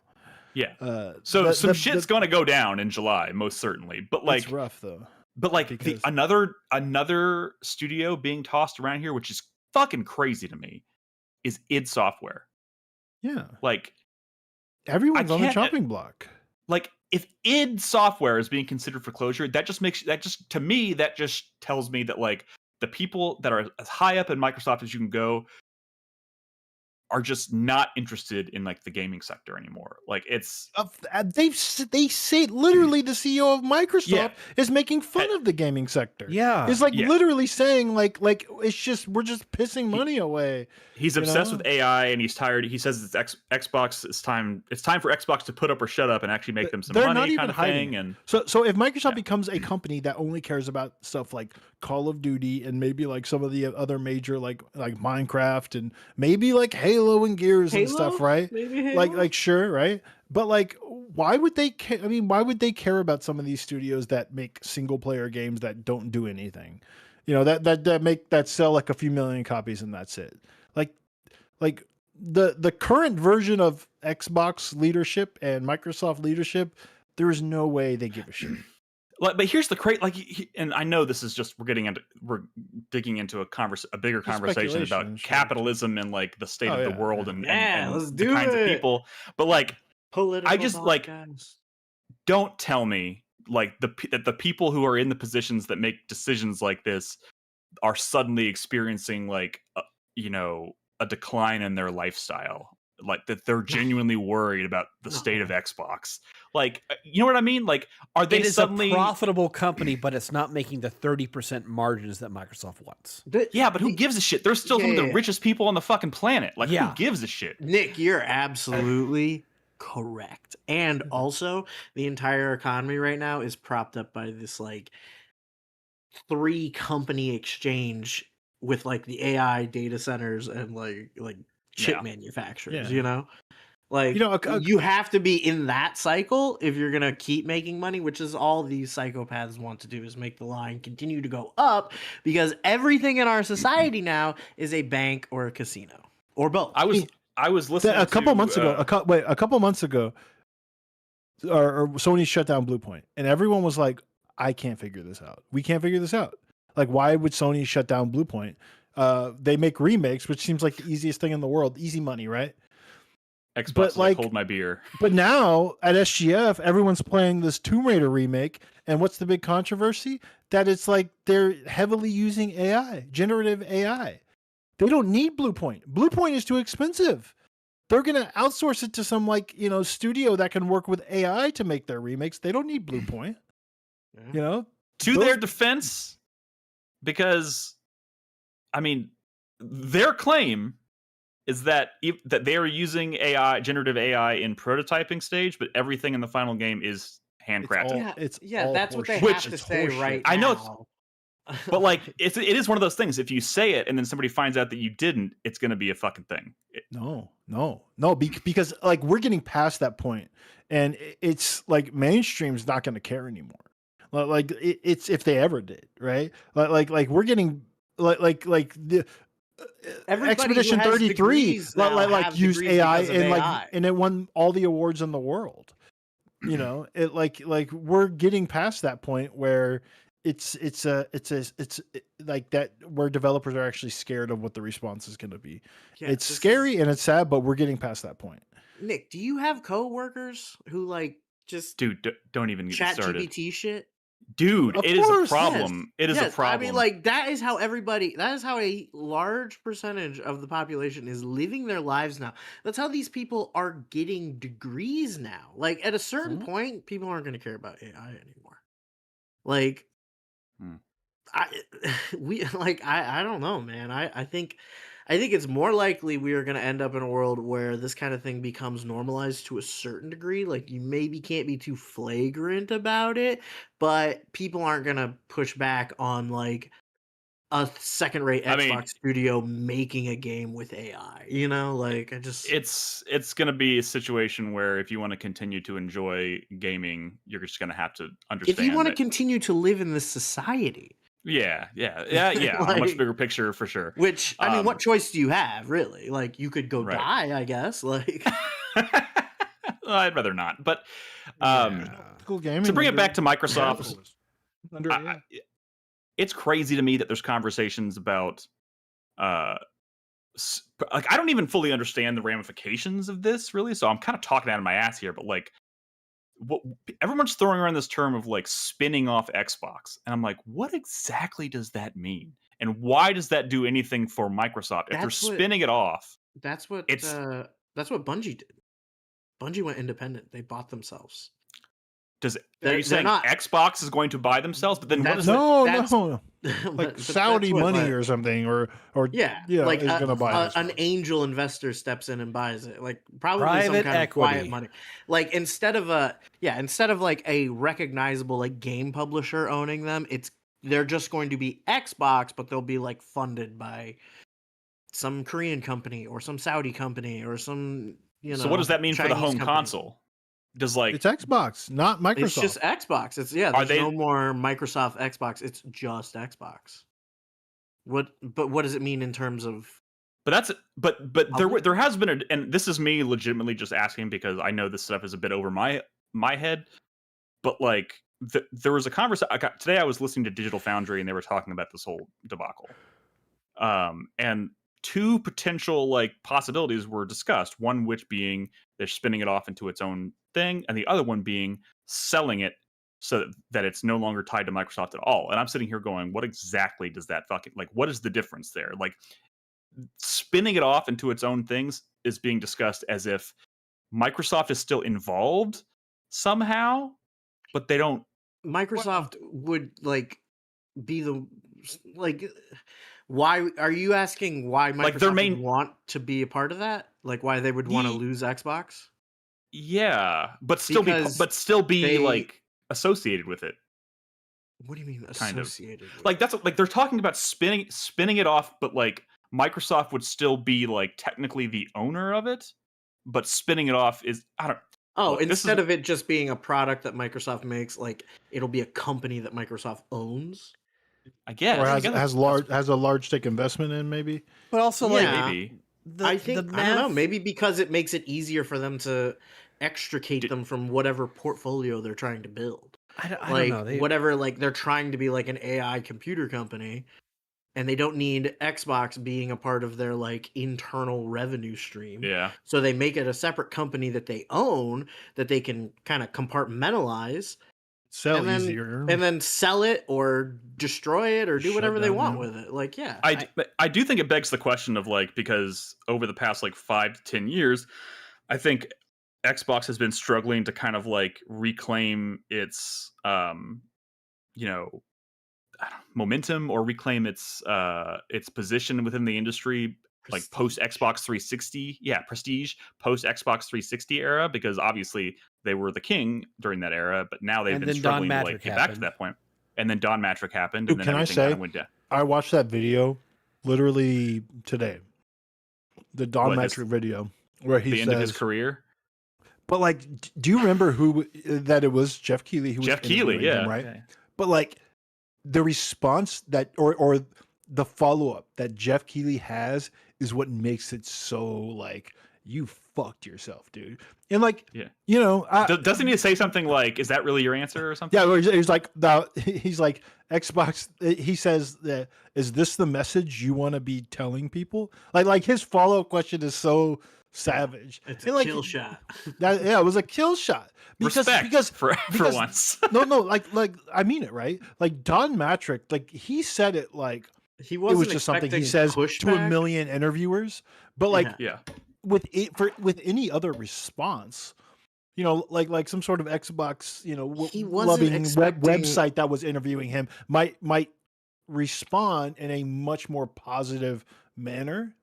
But the way Jeff Keighley responds makes it like, adversarial. dude, adversarial, like an actual interview, like actual journalism. exactly. Like this He is what wasn't wrong- expecting that. He was Yeah. expecting a press junket to like advertise his shit. Yes. Like, So like Ooh, Jeff man. Keighley, believe it or not, was a big part of that kill shot, and you know, respect, honestly. Yeah, respect for that one for sure. I mean, I don't going back to what we were talking about, like spinning it off or putting it as a subsidiary or even selling out the entire thing. Like they spent $70 billion purchasing Activision. They spent $8 billion purchasing ZeniMax Bethesda, and they spent $5 to $7 billion building up their 10, 15 studio Microsoft Game Studios selection. when did all like this happen? I mean, over That the was- course that of the was- past 12 years. Yeah. So some of Yeah, this now was there's- also during COVID too, right? Yeah, when they had everyone free was money just, back like, then. Panicking, yeah, and like, But just also throwing around money.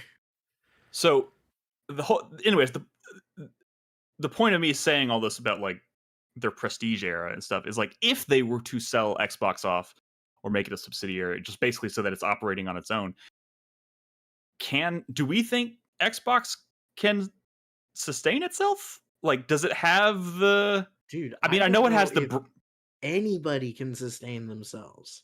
No. Like the whole there's been a lot of talk this week about like Sony because of the Yeah. Bungie shit, right? Yeah. And it's, you know, Sony's getting hit with layoffs. Like half of their staff, 400 people, are losing their jobs next month. Like, Jesus. Half? yes, half, 50%. They're getting pared down 50%. And Yeah. Sony or PlayStation? Like no, or I'm sorry, guess- Bungie. Bungie. Okay, I was like, At But still, one that's point, Bungie is, but that's not the only cut that PlayStation's making. I don't know the details on the whole company, but like, dude, everybody is like cutting and paring and like not doing well. I mean, Yeah. look at how many tech sector layoffs, waves of layoffs there have been in the last 3 years alone. There was one a couple months ago. There's another one happening like this summer. Like, and you know, as soon as the WB Skydance merger goes through, a bunch of studios are going to get cuts as well. yeah. yeah, it's gonna be brutal And the rest Bungie, of this year. It's gonna be. have we brutal. talked about Bungie? Now there's I mean, reports out there saying they're about to cut half their damn. He just said Literally that. just said that. Literally just said We're that. just talking about that. Oh. Ah! This is God damn the it, Brad. third cut for Yes. Bungie, by the way. They topped out at Yeah. like 1,100, 1,200 people. Somebody in Mr. Papa Shot in Like chat says at 16. one point they had 1,600 people, 16. which is crazy. That By the way, is- They Crazy, yeah. hired up around with the final shape.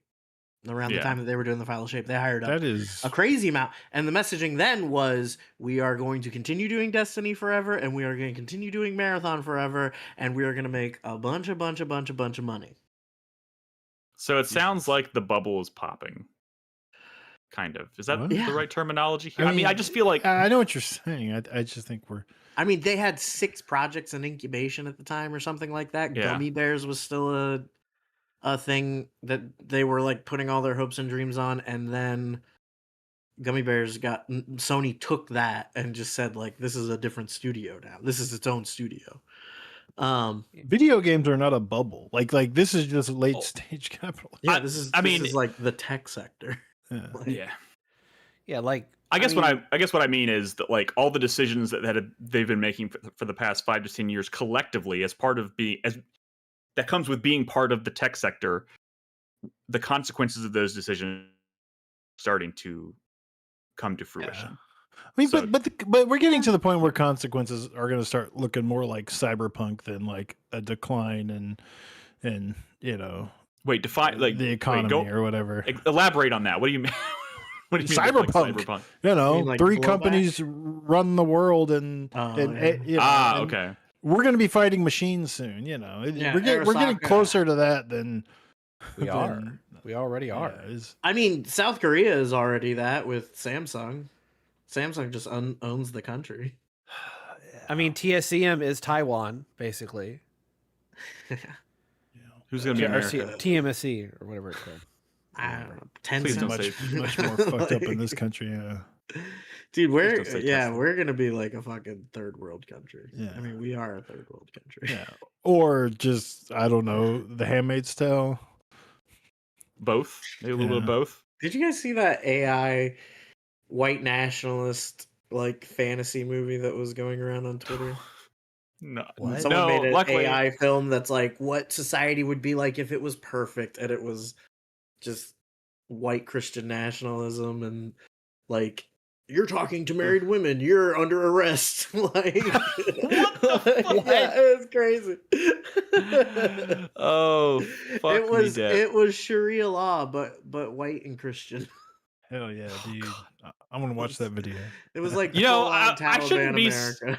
I shouldn't be surprised that we started talking about the state of Xbox and it somehow led to white nationalists Sharia law. Dude, like I'm sorry, politics is a real thing. You're right, 100%, 100%. So, with that said, let's move on to happier topics of conversation. Maybe. Is it actually? Yeah, Jonathan Blow's Order of the Sinking Star. Yeah. Tell us about that, Brad. By the way, it's Steam Next Fest right now, so there's a bunch of demos out there, and we have played a few of them. I haven't, but we have collectively. We have. So. Yeah. Did you bring footage of this? I have footage. Yeah, I have 3 games I brought footage of. This is one that I definitely want to find time to play because it's going away, I think, on the 22nd. But, you know, Jonathan Blow was out there saying that there's more content in this demo than most puzzle games out there, which, whatever. I mean, he sucks for like a lot of reasons. It's not like, it's not even like, he sucks because he's pretentious. No, he sucks for like serious reasons. So no, he's not litigious. He's just, you know, very sexist and he's problematic. He's problematic. More than problematic. He just sucks. He's racist too. Well, you remember that time we had him on our podcast? Yeah. What? No. We platformed him and had really positive things to say about him. We hated Jonathan Blow before audience. Anyone, and it was because of a bit. Yeah, he no showed a panel and they had a blow up doll and we took the blow up doll and it was okay. and it sat at our podcast desks for a while. I remember the doll. Yeah, the only reason we hated him is because like on that panel, like at the time we didn't even know like how sick some of these people were, but it was like the people who like, you know, who were at Playdead and at, you know, like they were like the luminaries of like early prestige games or whatever, right? And then Jonathan Blow like flaked out, and so we hated him for like innocent reasons back then, but then we started to like over the years hate him for like, and then Indie Game the movie came out and we realized he kind of sucked, and Soulja Boy made him cry, now he's just but then he started saying shit like, well, you know, women are born to not like tech as much as men or some shit like that, or, you know, just dumb shit. Man, right? I'm really glad that I played The Witness before I And knew he said Braid. that. Well, that's And the thing. Braid. Braid and The Witness are really good games. Wait, was it They're amazing Jonathan games. Blow or Phil Fish who said the fucked up thing about Japanese games? That was Phil I think that was Fish. Phil Fish. Oh, that was Phil Yeah. Fish. Right. Yeah. But Our other problematic fave. yeah, but he disappeared completely, which That's you true. know, He that's made fine. good. He made He's- good on the promise to go. he's And you know what? Probably- Respect. Yeah, he said, "Fuck you, I'm not making Fez 2 anymore." I'm canceling I- production. He I was bet already he's working- been making games under like some other guys, probably, right? Because he said in Indie Game the movie he'd kill himself if he couldn't make games anymore, and he's still Maybe he's alive. a fucking miserable cunt. Who knows? Like, Yeah. Uh, Jesus Christ. What the fuck? That word has not made it into our show very many Go ahead times. and beep it. I'm sorry. I've been Nah, watching a I'm lot not of gonna British television. Unless Chris Davis wants to write down the timestamp, I ain't gonna find it. Nah. Anyways, he and some other puzzle designers made a big block moving puzzle game, and let me tell you, like at an initial glance, like booting up this game, watching a trailer, like this doesn't have like the pop that I think The Witness. Braid and The Witness had. Like I think Braid and The Witness have like very visually Striking, yeah. visually striking like art styles, but also just like, you know, vibes. This doesn't have that. Not immediately. I think the art style is like whatever. I think it can be a little confusing too when you're really zoomed out. And I think zooming out is a big part of the game because I think a lot of the revelations in terms of like how this block pushing puzzle game is going to blow our minds like a Jonathan Blow game probably should are going to happen with like the way the world is connected in like ways you're not even expecting. Like when you boot up the game, like there's very like distinct 4 different areas like in the 4 cardinal directions that and you even see them like very clearly like broken up and he's talked about it how they're eventually going to start like if you go north it's like you're starting kind of your own game and I'm in the north section right now and in that section you have like these 3 different characters that are, you know, have different block powers essentially. One very like Lost Vikings or something. One character can push the blocks, one character can only pull the blocks, and one character can swap with the blocks.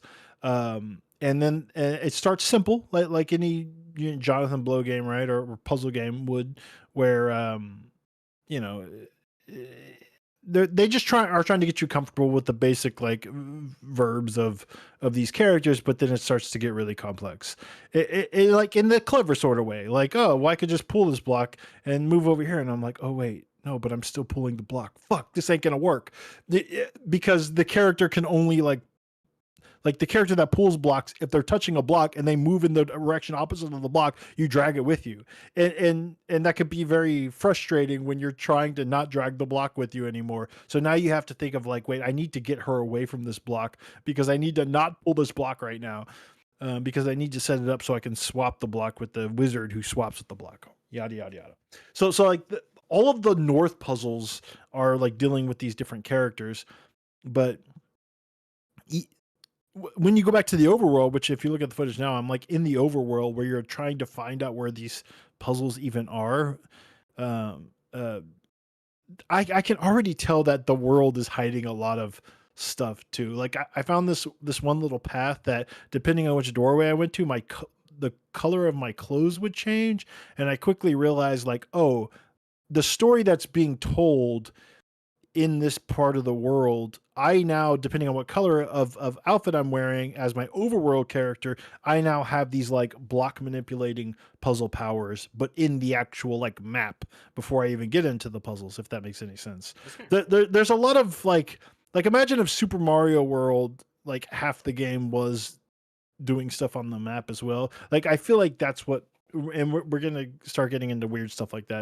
And it's going to get trippy and probably cool in ways that like, you know, like a Tunic and stuff would, where I could have been doing this the whole time, but I just didn't really understand that that's how this element works. Or, you know, my knowledge base for this element is so much more crazier now, so I can do From a crazier design things. standpoint, that is like my favorite thing. Yeah, absolutely. I kind of hate that like it's kind of loosely associated with Jonathan Blow. They're not I know loosely associated. I mean, other people have done it, but because Jonathan Blow, I feel like because Jonathan Blow kind of like cracked open. But You know what I mean? this style of like Sokoban, what do they call them? Sokobans, like the block pushing puzzle games are like they've been around for a long time, and early on in the development of this game, when in its concept phase, like he invited a lot of like block pushing puzzle game designers, and like a lot of the puzzles are designed by these other designers as well. I think like the revelation is going to be like how these worlds and these abilities interact, because I'm now showing a clip from like the eastern part of the world where it's more about like this one character who's manipulating boulders and mirrors to like because he can go through mirrors. It has nothing to do with what's going on in the northern part of the world, and not just like functionality but also like storytelling. Like these characters, they talk, and there is a lot, and like every time you go into like a new room, like they're talking and there is a story being told, and there are different stories depending on what part of the world you're in. Are they interconnected in any way, or is this just like Not yet, but I assure you, based on like what he said, that is going to happen. And Gotcha. now granted, it is a demo and it's kind of hard for me, and they're talking a lot, but it's hard for me to like really care, because I'm just kind of playing the demo and I'm trying to figure out the puzzle, and I'm like, I can't pay attention to this. All of my mental energy is focused on like moving this shit around. Stop talking. Like I don't want to do that. I don't want to literally listen to cannot this right now. multitask this. But when I play the actual game, I do kind of want to not ignore it, because I think they want to do some ambitious shit with the story as well, and that's kind of interesting if they can pull it off. Because one thing I do not, I'll trust a shithead like Jonathan Blow to make a good puzzle. We know he can do that. Can he tell a good story? I mean, I thought the ending to Braid was kind of clever, but all the bullshit, like interstitial, like notes or whatever between the areas, I didn't care about. I thought, and like the stuff in The Witness, I very much didn't care about. That was a lot of like philosophy and shit. Like I don't know what the fuck was going on in The Witness, but again, it was all my mental energy was focused on like remember everything I know about these line puzzles, because if I feel like if I go to sleep, I'm just going to forget everything I know about this game. So I just didn't really care. I didn't really care. But the story is so in your face in this. Two things. One, am I going to pay attention to it? And two, I don't trust Jonathan Blow on many levels that in ways I didn't really think about when I played his games previously. So I'm getting nervous that there's a lot of story in this game, if that makes any sense.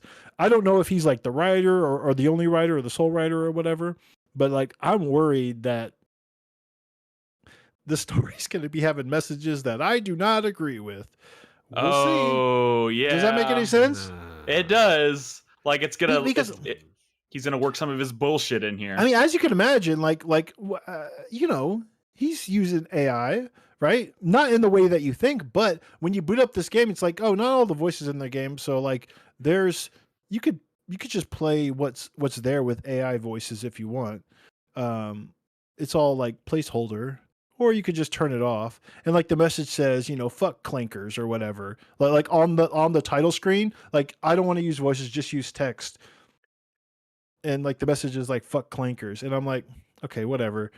Oh, I guess he's not so friendly to AI. But no, I started to think about it, and like I booted up this game, and like I'm pretty sure that the voices of most of these characters are not AI. But I have not played the whole demo, right? There might get to a point where there is clearly AI voice acting, right? Because he said, I chose the option of like, I don't want to hear AI voices, but I'm still hearing voices from most of these characters. Like it specifically says, if you choose this option, you're only going to see text. You're not going to hear voices. So I have been hearing voices, and the voices of these characters do sound like real voices.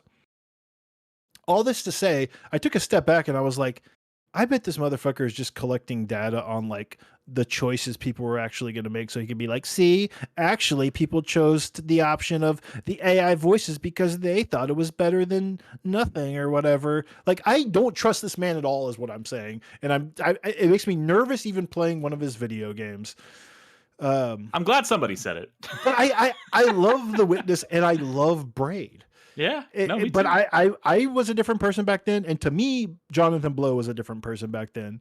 But I'm a different person now, and I know he's a different person now. So I just feel really uncomfortable.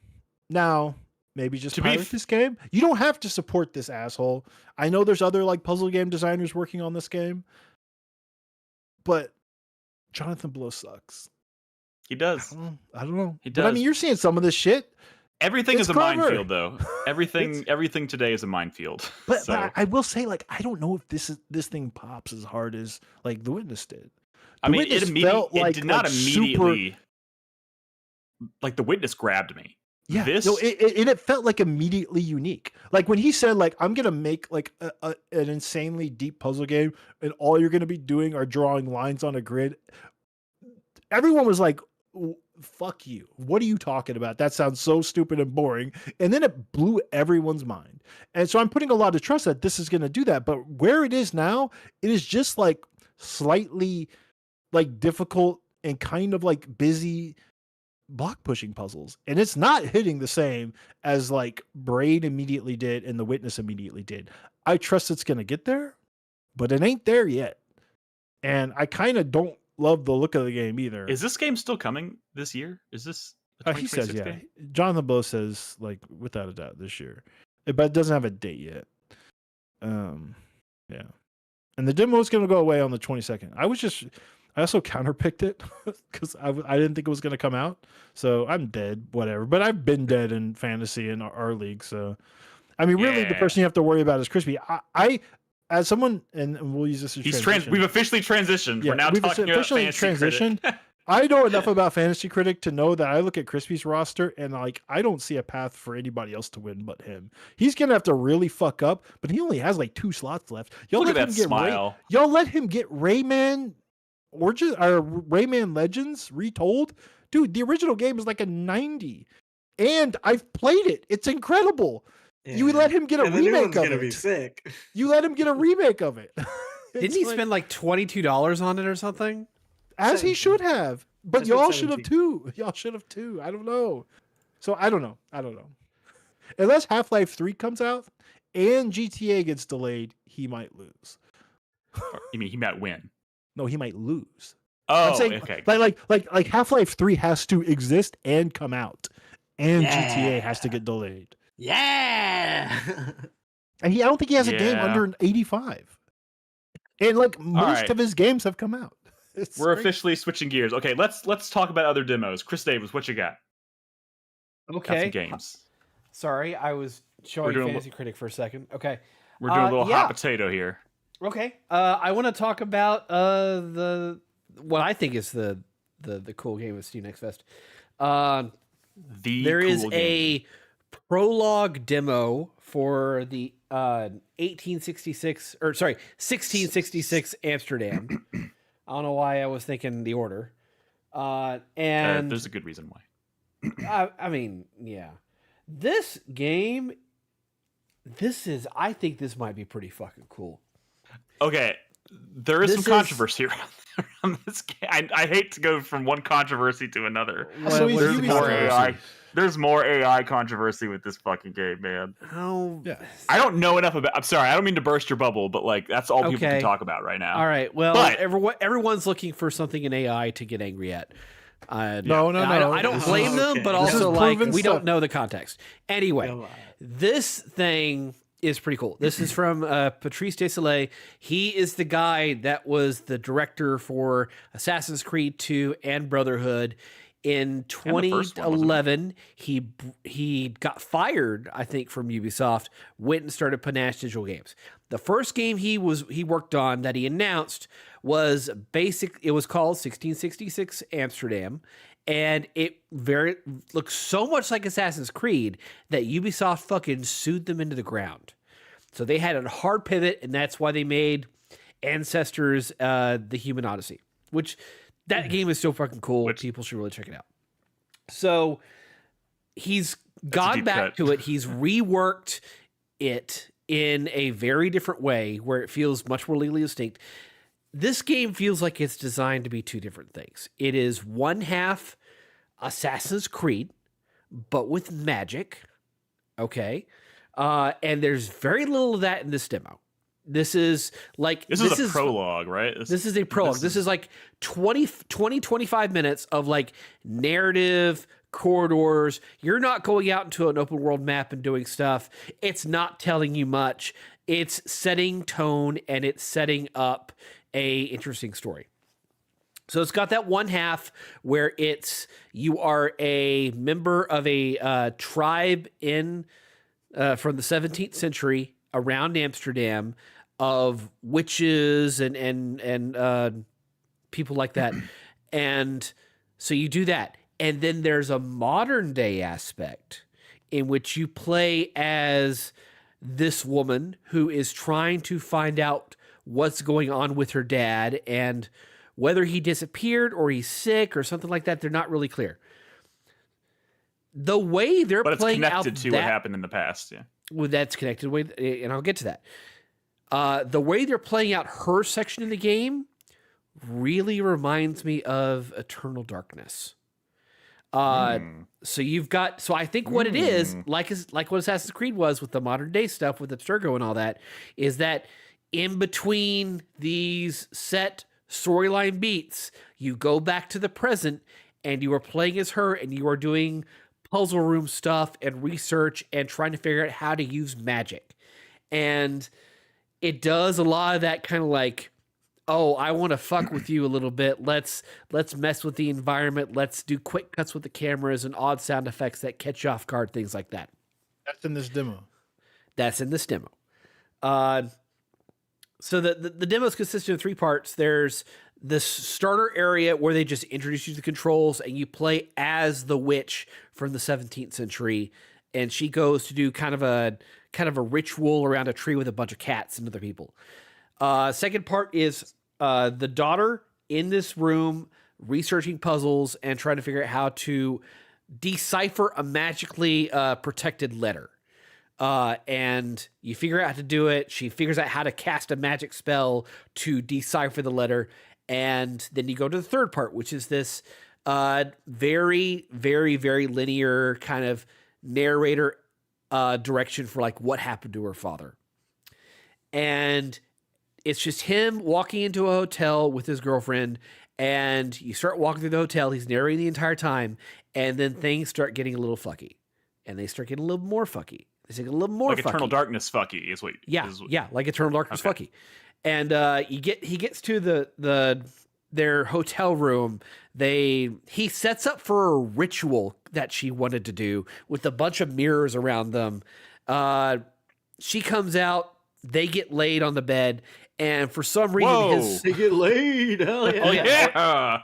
It is. You got the cuck chair and everything. Oh, they're doing the whole thing there. And then for some reason, his soul goes. He becomes a cat, and then he's suddenly transported back to the 17th century where the witch was performing her ritual, and he becomes the familiar of the witch. And that's where the demo weird. cuts. Okay. I mean, it's certainly. I mean, it's got some interesting threads there. Yeah, and you're playing as the cat, and you're doing things, and yeah, it's. Can I ask? Does this feel like that this is going to turn into a real full video game anytime soon? I want to say it's probably a next year game. I don't think they're gonna. I don't think. What is the full version? Well, it's of definitely this not game? a this year game. Is the full version of this game more of this stuff? I mean, the way they're doing the trailers, the way they're talking about it, it sounds like, yes, it is an open world assassinations with witches and stuff like that, while you switch back and forth to the present where it's the girl doing her puzzle deciphering. When you describe it like that, I can definitely see, because I was a little confused at first. I was like, how is this being confused with Assassin's Creed in any significant way? But like, obviously, now that you've described it Makes a little more Okay. sense. One more question. You don't have to answer if you don't want to. But now they've gotten rid of this Abstergo. It's not even the same anymore. Why is this prologue at 51% on Steam? Mixed. Is that what it's at? I mean, Yeah. is that really what? Why are people not enjoying this? I mean, I can Have only you assume heard any because of that? it's literally a tutorial for using the controls. It's a narrative setup, and there's zero combat. There's zero open world stuff. It is a Oh, it linear reminds as me of fuck that prologue 25 for, minute thing. Reminds me of the prologue for what was it? What was the one that you said it's like combat that's as good as Resident Evil? What's it called? Alone in the Dark. Alone in the Dark. Remember they did a demo prologue where you just never walk around a little? You said that. it was as good as Resident Evil. I said it was mimicking Resident Evil, modern Resident Evil. You gotta be careful with that. Yeah, You gotta not be what he careful. said. Check the tapes. Check the tapes. That's not what he said. But Somebody but please you see what I'm check the saying? fucking tapes. They can. It's there. There's a prologue demo for that. Remember that was just a bunch of walking around. Yes. And I'm like, well, Yeah, is yeah. this what the game is? But that was is it- so bite sized. Like this, I mean, this is still pretty bite sized. If it's only 20 to 25 minutes, Yeah, but like yeah. I remember that Alone in the Dark prologue thing being like literally 5 minutes. Maybe I'm wrong, but Well, I think it anyways. was about 20 minutes. But yeah, I mean, it's like this sort of stuff. one if to kind of talk about the reception on Steam. One, I have a feeling it's to some degree it's probably getting review bombed because of all the AI shit, which is That's No, probably that's not. very That's not true. what I'm seeing. I'm. people Second are of all, just- I just Do don't you think this trust people style on of the demo. internet? Well, they're not saying it's because of AI. They're saying it's because of other stuff about the game. I think if it was about AI, they want their message to be known that they're downvoting it because of AI. I do don't also they think give there a is shit. something to be said about just this style, this approach to doing a demo for a game where it technically doesn't even give you a taste of what like the bulk of the game is probably not looked upon fondly. I mean, it's cool, but like when you have a new game like this and you're saying it's all these things, but your demo doesn't show you any of those things, it just shows you like more linear narrative stuff. Mhm. Probably just saying it's not the boring. best look. It's weird. I mean, it seems like kind of I mean, I like this, like the kind of the setup you've given sounds really cool, but like from going into it wanting to get a piece of like of the game itself, I could see how people might come out skeptical. But anyways, that's neither here nor there. This is probably next year, if not further away. And I'm sure there will be, if they're already doing a prologue demo, I'm sure there will be an actual like demo of the open world shit at some Oh point. yeah, I do a quick and easy one. Oh, sorry. I didn't. I was gonna say, Nick, I think you might want to play through this. If anything, just like the tone setting that they're having with this, it's. Oh, it definitely looks like Nick Slop for me. I mean, So, yeah, I've shown you nothing in this footage as far as like what the rest of the demo is. I just showed you one second. I can carve out 25 minutes to play 1666. Yeah. Anyway. I got a quick one I could do real quick. Crispy, people in chat are saying they can't take me seriously when you have that picture of my feet. No one's saying that. Maybe. What do you one want me to person. do about it? Yeah, I should have done that. You're the one that put your feet on the internet, Nick. It's true. Free. It's true. You should For play. free. You should play Would what's it that be? game called? Do people want to see my feet? Is The that indie game would that with make it better? the slice, the Yes. motor slice. Motor slice? Yeah, this character like. There's a clip Is- going around of like. Is there she's- footage of this? Oh, it's pretty good. She sticks out her foot, and then like the camera zooms in, and the button prompt goes smell feet, and then you sniff. Yeah, you got to see it. Motor Slice. It's like a real indie game, but Wait, I thought it was just like a platformer, but then there's like a weird foot thing going on. is this not the demo you were going to talk about? Are we just talking about feet now? He's just talking about feet. Oh, okay. All right. Motor Slice came out like this month or whatever. Okay. Or So last I thought we were talking about Motor Slice and then a demo of Motor Slice, and then you We're were talking about feet all of a Blood sudden, so- Dungeon. Roll Blood that Dungeon, beautiful that sounds footage of better. Blood Dungeon. This one will be pretty quick because it's pretty easy to explain, even though I've played a lot of it. I guess this demo officially part of Next Fest? What's making me sad is that there are very few demo reviews for this game. I don't know what makes a What the successful fuck indie is- game anymore, but this is Vampire Survivors. Very God explicitly. damn it, you lost me. Oh, I've seen Meets- this. Okay. Vampire Survivors meets, some people say Spelunky. That's a bit of a stretch. It's a Vampire Survivors platformer, like side-scrolling platformer at the same time. It's a, Oh my god, so you're that like sounds like you're hell. jumping around and climbing around, but it's from the creator of Nidhogg. Whoa. yeah. So like yeah, so it feels good to move around as you would expect from the creator of Nidhogg. Now he this is a solo, like Nidhogg 1 and maybe 2 or whatever. I guess 2 he kind of spun up a larger team, but like Nidhogg 1 and 2 are much smaller projects. Last year he shipped a game, he grew his studio or whatever, and they shipped Wheel World that was published by Annapurna, like the bicycle open world game. Wheel World, Ghost Bike, whatever, Yes. Y'all remember? We're with you. No. But like after that project, he was like, I want to get back to just doing like a solo thing like Nidhogg, and he threw together Blood Dungeon, and it's coming out like I don't know, sometime this summer, I think, and it's really fucking fun and addictive, like most Vampire Survivor like games are, but adding in the wrinkle of like you have to get around, but it also like feels good to get around because I don't know, this dude knows how to make games where it feels good to get around, and like he's got kind of a recipe here that works. It's a bullet heaven. It's a bullet heaven, but like you can't just like some bullet heaven games, some Vampire Survivors like games, you're just kind of going with the flow. You're moving around, avoiding the waves. This is just a game that makes it a lot harder to avoid the waves, right? Because you're jumping around, you're climbing on things, and there you have a lot of like stuff to climb on and whatnot. But I haven't actually gotten past like the boss through this on this map, so I don't know if you can unlock another map in the demo. I know there are others. The game, like this is the full version of the game, but it has a lot of the stuff locked out for the demo. Which kind of bums me out because I just want this full game to come out because I want to unlock more of the stages.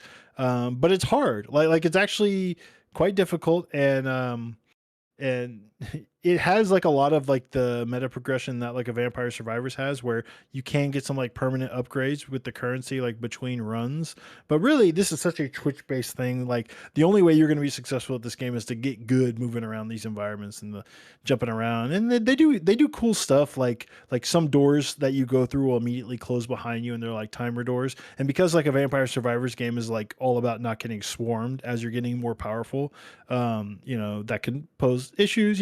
You can come across locked doors that you find the keys for in the environment, but all that stuff's randomly generated. Even though the map layout isn't really like that different from run to run, like the types of enemies that can spawn, like the chests that you find in the world, will only spawn in like certain places on the map, but like it's random as to where they're going to appear. So it's all about kind of like coming up with routes and like figuring out how to get to the different chests, or the spots where the chests are to kind of get more powerful, like a Vampire Survivors becomes. I hear like some of the SGF people were playing it, but they had kind of those other stages unlocked, and apparently there's some cool stuff going on with those stages. But it's not that deep or complex. It just feels good to move around, and this genre is very addictive. So I'm excited. I love the character. When and there's other characters you can unlock too.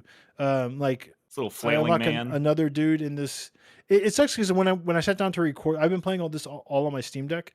But when I sat down to record, it doesn't have like cloud saves, it's just a demo of like a small game. Yeah. So when I sat down, I was like, I had nothing unlocked. So I was like, oh, I'll do a run real quick, unlock some stuff. But like, so a lot of the characters that I've unlocked in my Steam Deck version of the game, I don't really have here. But like, they're pretty cool. It's auto firing, right? But it seems like it's firing at the closest enemy. Is that what it's doing? It depends on the weapon. Like Vampire Survivors, some will target. Some will be random, some will target like the closest, some will just follow like a set kind of pattern or whatever. But I like the idea, but this just seems like fucking hell for me. Hell? I mean, that's what these games. Heaven, you mean? Heaven? I mean, no, hell. It's I would have to platform and manage my how close I am to enemies in order to prioritize. No, enemies. but that's it, right? You're not. The weapons are doing their own thing. You're just getting around the damn environment. Yeah, I am definitely in the camp of this is giving me anxiety, but I can. Your opinion is objectively wrong. I mean, Yeah, that's I fair. mean- That's fair. Fair enough. That's fair enough. But like I understand Nick, but the problem is Chris Davis is a Vampire Survivors fan. Yes. So, No. like, You know and this. I don't know if he's ever played Nidhogg or anything, but like, you know, he like, should. I respect, played man. Nidhogg. Like I pulled this up and there's like 30 reviews on Steam. It's just a demo, but like I'm gonna be so crushed if like the creator of Nidhogg can't make a game that's this cool and addictive like immediately, right? Like so much of like the populace of Steam, I know they love playing games like this.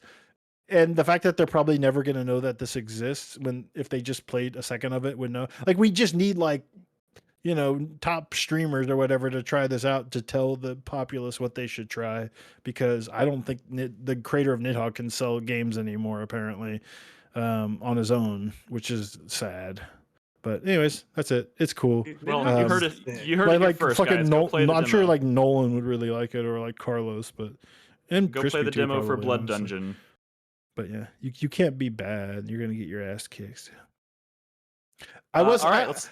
I was last thing. I turned on the leaderboard and I was like on the catacombs. I was like 13th in the world, and I was like, oh yeah, fuck yeah, dude. I've been playing a lot of it. I got good, and I was like, oh well, there's only like 100, or I mean, like the leaderboard only goes up to 100, and I'm like, well, I guess that's still pretty good. But then I saw like. I looked at the Steam DB stats. And I'm like, oh, there's not that many people playing this game. I mean, I guess I still feels There's pretty still good. time. But like, There's you know, still it's time. well, no, Fucking it's Steam chart discourse. no. I only go down. I only go down as more people play. But you know what I'm saying? Yeah. All right, we're hot potatoing back to Chris Davis because he also has multiple demos. Yeah. This one, we're not going to talk about this one that much. Oh. Well, then it'll you be s- you it'll just be said this short. I played this before the Setting the podcast bar pretty today high. because I'd not had that much time this week because I had been playing Ace Combat. But anyway, so I played the demo Wow. for. Let me get the exact name of the game. That's already. You're already off to a beautiful start, Chris Get your Davis. poggers ready. He posted this in chat. Did you guys not see that he already? It told is us the name of this called game? Yeah. Truck Coon is supporting me from another world. This is a You have to say it with an up. It's a question. yeah. I mean, Like, a Truck intonation. Coon is supporting me from another, world. world. Yeah. Okay. So this is a game where you drive make a big around difference. as the stereotypical truck driver from an isekai anime. And for those What's for that? the nicks in the world that don't know what that is, that's when that's a main character is killed in our world and they're almost always hit by the same fucking truck and they wake up in a fantasy world and they got powers and everything. Well, So it's a trope.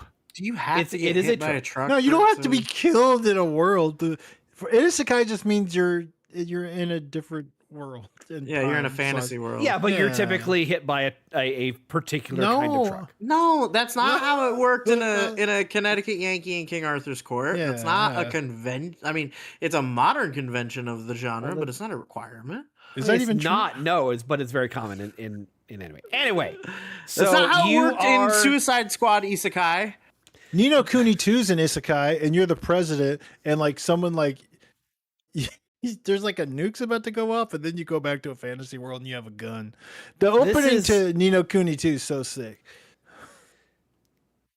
This is a game in which you drive around in a fucking delivery truck, and your goal is to hit everything in sight to help out the person that you originally killed who is communicating with you from the fantasy world. This is a game that's a lot like what's that match 3 game? The 10 million or I need to build a boat. Except it's basically Crazy Taxi. Crazy rules Taxi. of physics. Yeah, I was gonna and, say. and that in the bottom corner is the person in the fantasy world fighting slimes while Yep, you're so- doing all this so, shit. So So you stupid. you hit objects in the world to build up her attack meter, and then you honk your horn for her to unleash her special attack, and then It you is hit so people. funny. You hit people in the world to send them to the world as mobs for your character to kill. Okay, we got You hit there. Okay. people and they get isekai'd into another world as like a monster. I mean, they joke about it. There's no It is clear crazy answers. This that- might be I don't know. it seems like the entirety of like the sword and sorcery like fantasy genre in Japan is defined by like Dragon Quest. I mean, you're not wrong. Can I just That's say? Can I just say funny. this sentence that I'm about to speak has no real. I don't know what meaning, I'm about to say. but I am immediately more drawn to the visual style of this than I am to that Jonathan Blow game. Yeah, no, me too. The Jonathan Blow game looks bad. Dude, this looks like Promise Mascot Agency. This There- is developed there by is- Strange Scaffold. Yeah. This is Strange Scaffold of all fucking people. You Well, say, I think there developers you is of say El that like I Paso- should know who that is. Because we talk about 3 of their games every year. Yes. Developer of El Paso Elsewhere and Click Oh. Holding and I Am Your Beast. I Am Your Beast, and I mean there's so many. Like probably Teenage Mutant Ninja Turtles Tactical Takedown. I heard was pretty good. Co-op Kaiju Horror Cooking Space World Baby Trading Simulator, I believe, came out earlier What? this year. Space World Baby Trading Simulator? I haven't heard of that one. That's Yeah, it sick. came out this year in January. Somebody play that. And report back. It's Jesus a Christ. stock market game where you're trading You sell babies. Yeah. so That is super Or fucked. something. Fuck yeah. So I have described the core loop, but it evidently goes deeper because there is a heat meter for the police coming after you. The more people you hit and basically send to another world as mob Yes. monsters. Kill. So you have all sorts of abilities to like side swipe and boost into them and send them flying with car physics, and it's just kind of fun. The music's a little monotonous, but I like the loop that they're trying to set up with this. Looks fun. It Looks is. You know, wild. they announced El Paso Elsewhere too. Yes, they did. I forgot to mention that. I'm surprised that wasn't. Or Did was they? there even a trailer because for that? because like no, but we Why didn't is that show not a in trailer. trailer? Yeah, We- why was that not in because trailer there's too many talk? trailers from SGF that I can't keep all this shit in my head. But So it's I only El remember Paso the Elsewhere. big. Yeah, but the these showcases that happen like outside of the major ones, they're just filled with dozens. of I games. know. I can't put all that stuff in trailer talk. You just like it doesn't even stand in my head. There's too much. Tis true. Uh, Tis true. Looks a little cool. It looks cool. Oh, of that I have no doubt. So yeah, I'm looking forward to this. I had no idea. I got when it one comes more. out. I got one more. Hey, real quick, what's the name of the game again? And say it correctly. Truck-kun is supporting me from another world. Okay, I was like, I feel like I don't like the way you're when you saying that. started to say it, I was like, he forgot the question mark again. But then you somehow managed to make it sound like a question again at the very last second. So good for you. All right, Brad. There's always a lot of punctuation. Virtue and a Sledgehammer, which probably coolest title for any game this year. Really, honestly. Wait, what is it? Virtue and a Sledgehammer is the name of the game. Okay.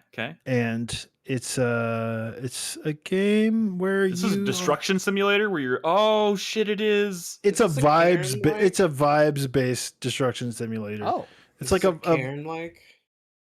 no. Because oh my god. No, I Um, mean because it's a very like 'Cause of the way you control mechanical it. movement based. Like, No, actually, twee it's not. vibes. It's like the actual like gameplay. This is a walking simulator where you have a hammer basically, and there is destruction, but it's not like you're not like Red Faction Guerrilla like taking apart buildings in strategic ways to get them to fall just the right way. No, you just it's it's like a metaphor for her like trauma or some shit, or not a metaphor, but like she's angry and this is a story game. It's a vibes game, and I wanted to play the demo because I don't know, the developer seems cool. There was like a doc. MinMax did a like studio visit. There's a studio from Spain. They made have you heard of the game called Mini Knights of Whisper, where this young lady's basically her whole life was built up to this one moment where she has to like shoot an arrow and like light this pyre, and the whole meaning of her life is gonna be based on whether she makes this shot or not. And it came out last year or 2 years ago. Anyways, I'm waiting for like finish. Like now, did you're on did the. she I'm on the whip hook. it? Like, Did she not? What happened? Yeah, tell us now. That you got to play the fucking game. The No! game's not even that Damn long. it, It's all Brad. about that one fucking arrow shot, and all these expectations that are put on her and stuff. She's like that guy from Game of Thrones who like missed the fucking lighting the. Well, You know what I'm talking about?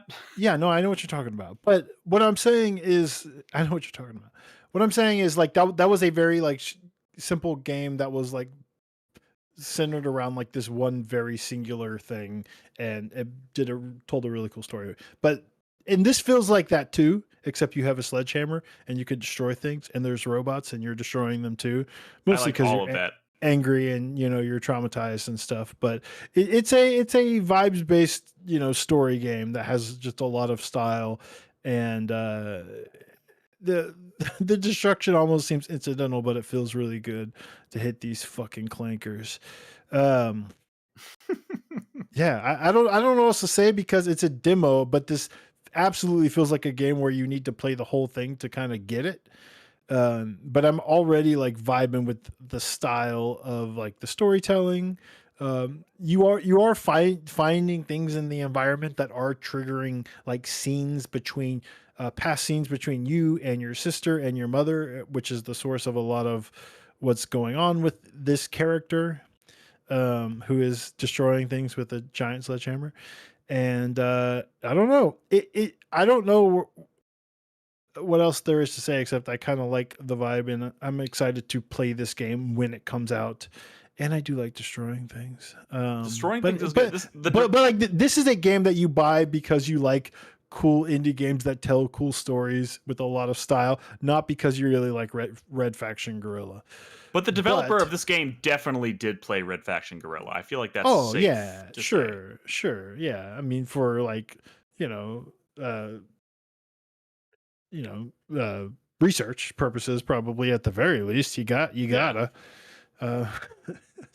Man, I miss Red Faction. Fuck.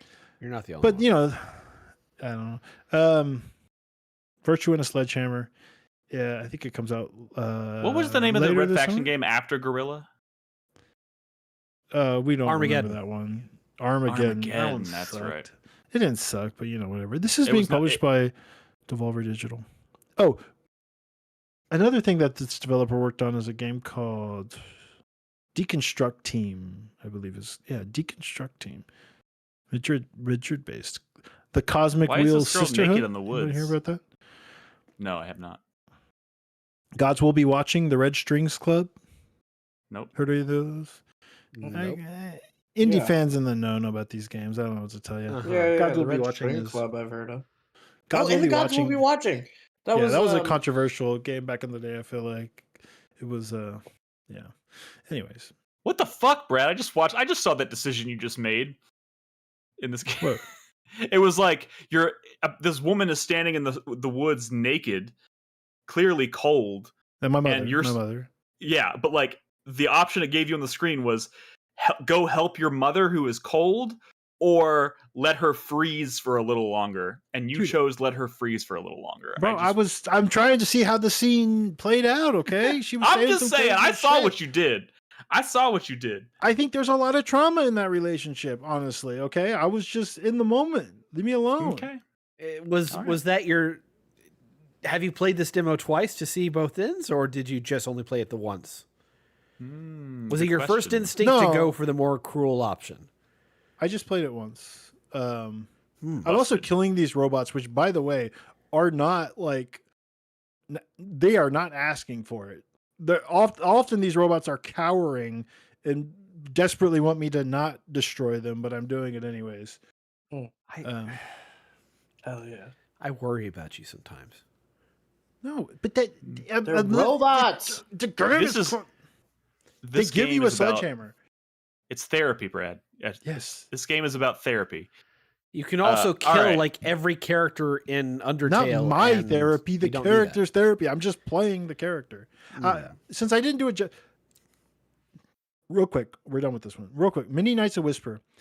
The Steam description: a short interactive essay on dreams, pressure, and expectations. Take part in an ancient ritual where one shot determines the fate of a generation. And I'm pretty sure you just take one shot in the game. I need to play it. I hear it's only like It's only one shot. How long could it be? Well, you talk to a lot of people about your shot and stuff. I think a lot of people are like they make like wishes based on your successful shot and stuff.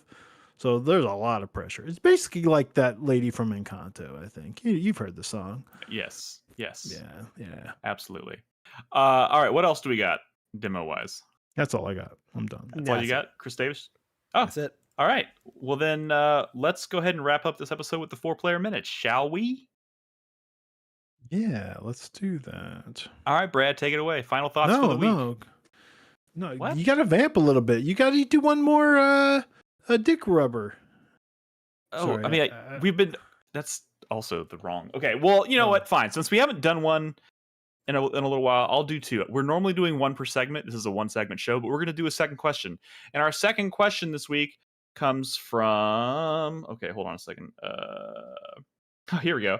Popular Advantage from Minnesota asks, who at the time that he wrote this was playing Assassin's Creed Brotherhood, says, have you ever thought about pulling a Nolan and moving states? And if so, to what state? Canada. Or I mean, that's not a state. Yeah, at this point, if I'm considering moving, it's not going to be to anywhere else within this fucking country. Yeah, I have actually considered moving to North Carolina. North Carolina, okay. I could stand that's the Pacific Northwest. There's He's a big cities hockey fan? like Durham or no, actually. I always forget, Charlotte. and I do feel bad about this. Is Ed in North or South Carolina? Ed moved? Yeah, he moved a while ago. Yeah. I forget which Carolina. He's in one of them. Anyways. You know, I always said if I moved somewhere, it would be probably like Oregon or Seattle. You got Oregon and Seattle money, huh? Interesting. Yeah. Not a whole lot of people have Seattle money. The trip that my wife and I went on to Oregon was like one of the best vacations I've ever had. It was fucking beautiful. What's the last bad vacation you've had? Like, I never want to come. Yeah, it was like, I'm never coming back here. This place sucks ass. Well, I'm not going to say that because if I go somewhere, it usually means I'm visiting someone. I don't know. Oh.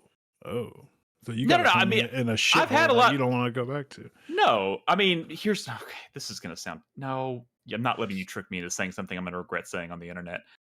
He was about to say South as if that Austin. hasn't happened. No. I mean, I'm just like, I've been to places that I could see why some people might say that's not a vacation destination I would want to go to. But you know, I had a good time. You worried you might get judged about your vacations? No. My wife's family is from Wyoming, so I've been to Wyoming a few times, and there's just not a lot there, but it's beautiful. One of the most beautiful places I've ever been, actually. Just if you're not like spending time in nature, there's like not a lot to do. You know what I mean? But yeah, gotcha. I like Wyoming. Anybody else? No. Moving is like a rich people thing. Is that enough vamping time for you? Are you ready for your 4-player minute, Brad? Not really, but I can come up with something. Oh my God. Yeah, do it. Final thoughts. Yeah, my hype, shame, sweat, and fuck you for the week. Or no, thank you, fuck you. How do we do it? Final thought. Whatever your final thought happens to be, Brad, it's yours. It's your time. My final thought is, I don't know.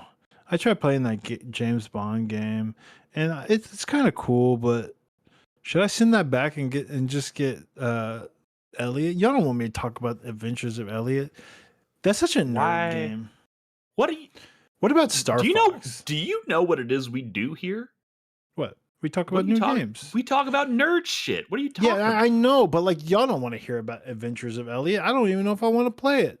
If there's anybody on this podcast I want to hear talk about the Adventures of Elliot, I think it'd probably be you. But if I'm on the fence, then maybe it's a lost cause.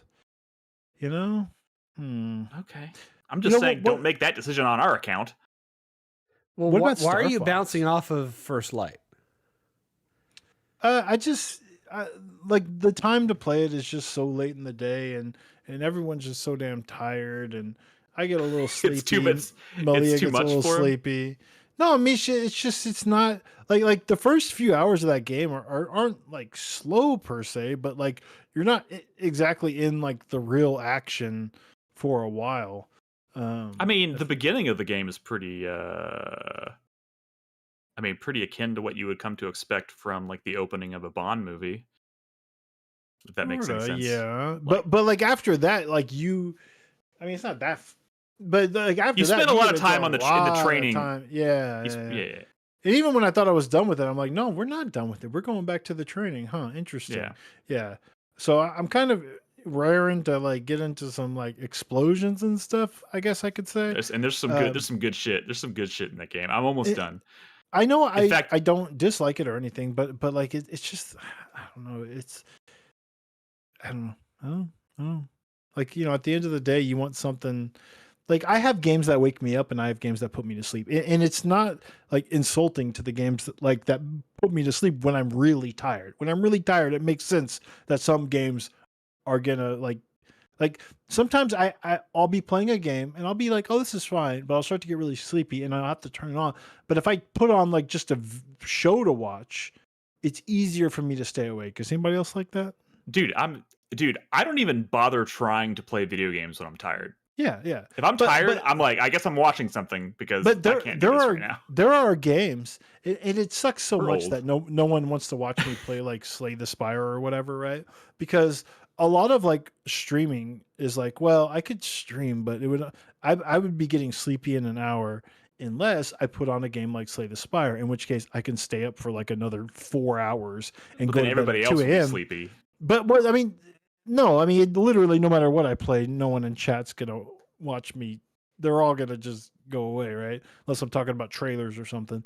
But Slay the Spire is the game that like Slay the Spire 2 is like, oh, like play what you want to play, and like no, they don't give a shit. But like it'll wake. Be careful what you wish up. for, folks. It'll wake me the fuck up, in a way that like Bond does not. You know what I mean? So that's fair. There have been a couple nights this week specifically where I'm like, I'm loving Bond and I really want to play more Bond because I want to see how the story ends and everything, but I am too tired and I've just bypassed it altogether. I will finish it this weekend though. Order of the Stinking Star ain't gonna really wake you up if you're sleepy. Stinking Star. But Blood That's what he Dungeon named the video wake you file. up. Blood Dungeon will wake you the fuck up. You know what I mean? It's like that. Fair enough. Anyways, I don't know. Yoshi would put me to sleep. That's for fucking sure. All right, Chris Davis. Final thoughts. My final thought is a regret and something that I feel really bad about. Warren Spector's new joint came out 3 weeks ago, and nobody's talking about it. I don't think anybody realized it was out, and it's not getting like any reviews. Yeah, of course not. It's called Thick as Thieves. We've watched several trailers of it.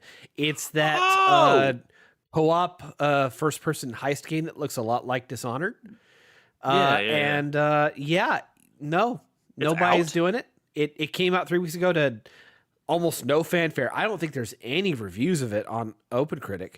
That's not true, man. Oh, on OpenCritic. Yeah, but on like SteamDB, there's like, it's not like. So this is not a full game. It was $4.99 and it was like one level, right? Or something like that. Like it's not like a full game, but like there's 857 reviews on Steam, which is certainly not nothing. I think maybe the price helped, but I've seen these days. I'm seeing indie when you games say it's not a full game, it's a $5. Like, are you saying the entire thing was intended to be that small in scope from the beginning, or is this just the beginning of something? Plan to do more depending on the success. Maybe like it almost feels like they're doing one level at a time, almost like a Hitman or something. Maybe is the idea, but I imagine it might have to do a little bit better to keep that going, but maybe not. That makes me wonder, why would they not just do early access? Yeah, that's the question. Well, because that's not gonna solve the. I mean, it's so hard out there. Early access is not gonna solve the problem either. I think they needed some of this money, for like I'm saying I don't think this is enough game for even early access. Like that's not the solution. the solution is, let's see, had a peak concurrent of 1,100 people. I've seen far worse than this. Like Really? owner estimations, according to like 3 different trackers on SteamDB, are on the low end 59K and on the high end 79K. For an indie game these days, I don't know how big that studio is, but like I've seen, I mean, like Double Fine would kill to have these numbers. Yeah, Well- that's the scary thing. I mean, the other thing is that because this game wasn't doing well, they just had to lay off 17 people. So Yeah, no, it's not enough. Obviously, this unsustainable industry for both the indie games and AAA games, it's just fucked. so I think we have an overlapping overlay, by the way. oh yeah, we do. Okay, yeah. Like there we go. Double Fixed. Fine is a San Francisco-based studio with over 50 employees, and their games, the peak concurrent for their last 2 games was under 200 players. Yeah. Thick of Anyways, Thieves is like a huge success compared to Double Fine. which and again, crazy. and it's still not enough. Anything else you want to throw in there, Chris? No, Davis, just or- how upset I am that I haven't played this yet. Are I you bought playing it as soon as I found out Okay. about it, and I will probably try to play it this week. there you go. You've I got done a 4-day you've weekend, done your part. so- You've been And too busy playing. You've The done your part. Division. You've mentioned it on this podcast. We're spreading the word a little bit. Oh, Ace so- Combat. Ace Combat. I've actually just You've been been playing ba- Ace Combat 6 this week, so You bitch. Okay, Crispy. Final thoughts. I mean, we talked about it earlier, but my final thoughts this week are just kind of more doom and gloom for Bungie. Yeah, 400 a lot of doom and people- gloom 400 all over the people place. getting laid but- off. That's fucking Yeah. crazy. I mean, this whole industry Man. is fucked, man.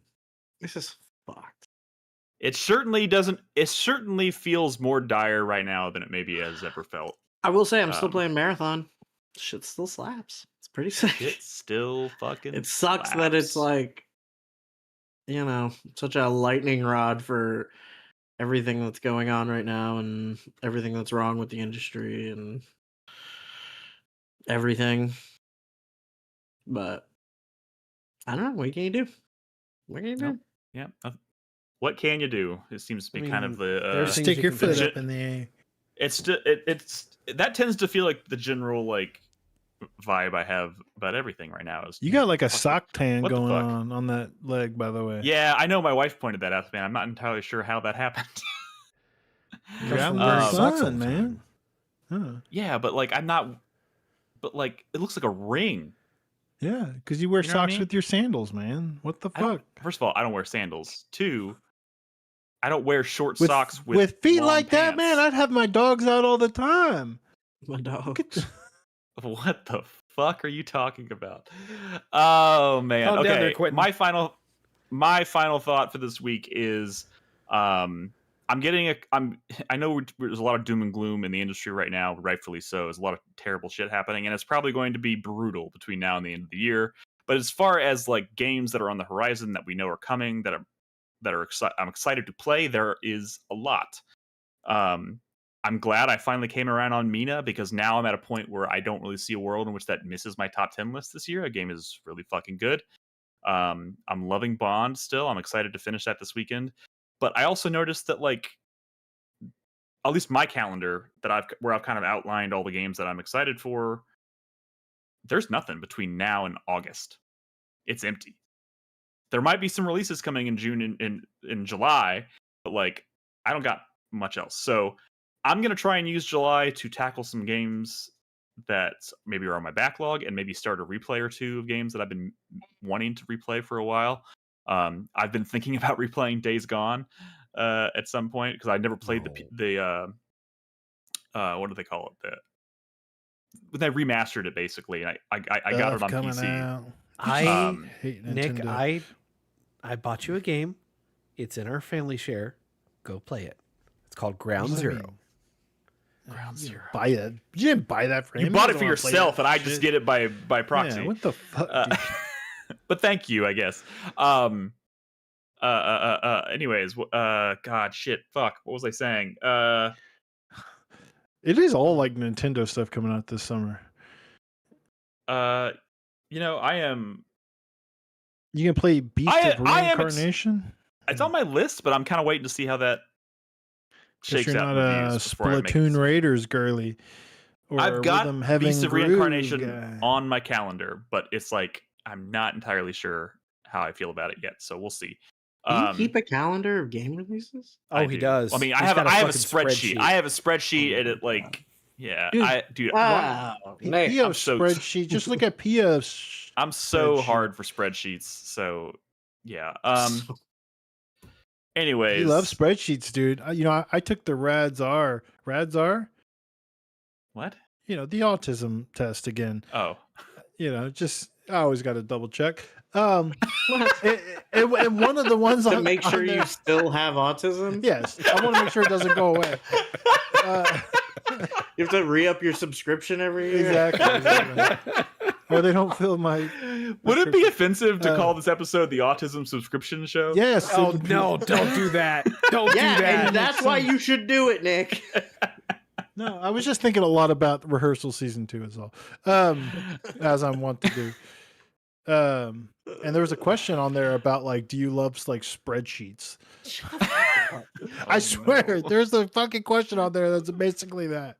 What Do are you love your keeping opinions lists and on spreadsheets and shit? trains? If that was the only if that was the only factor, like if you answer that yes to that, you're on the spectrum, like automatically, I would be fucked. Dude, So like seriously, like in a non like cool, like, oh, it's cool to be on the spectrum a little bit, like on TikTok or whatever these days. Like I was shocked to find out, like according to the answers that I said, they're like, dude, not even close. Get the fuck out of here. And I'm like, are you sure? You sure? You lost. he really, it. You Brad really lost. wants in. He wants to be neurospicy or whatever. they No, say. I'm just so you know, anti-social and very. You're an introvert, Brad. I don't like.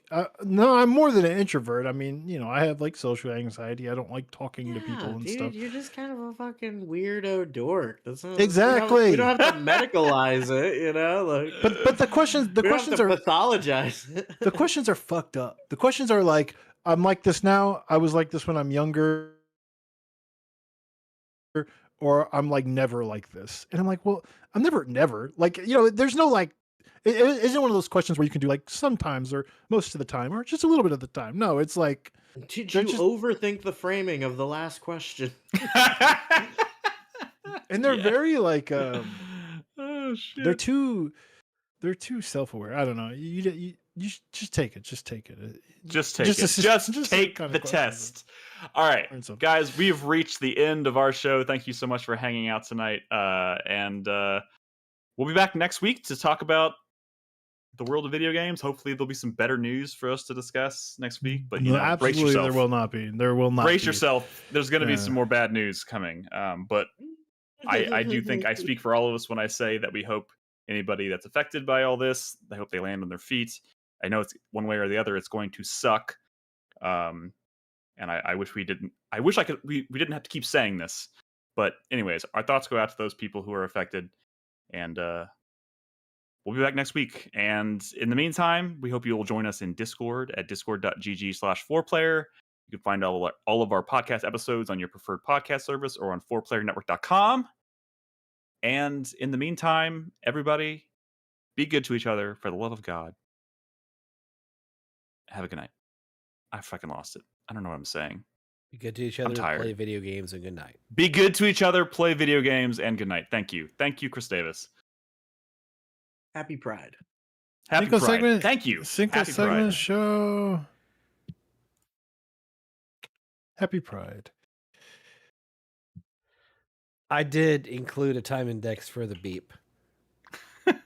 Okay, you can send it to me. What for when I can't said guarantee cunt? you I'll remember. I can't guarantee you I'll remember to use it, but I'll try. I'm sorry. Why did I'm not expecting What you to use it. episode? I'm 878. I mean, to be fair, it was an appropriate use of the word. I don't even remember what the context was. It was about some shithead. Was it Jonathan Oh, it Blow was we were about talking Blow. about? It was about Jonathan Okay. Blow. Yeah. Yeah, it's fair. It's a fair. It's a fair assessment. Fuck it. Oh, okay, he's laid. Oi, Funky bruv. duck. All right, Oi, There you go. bruv.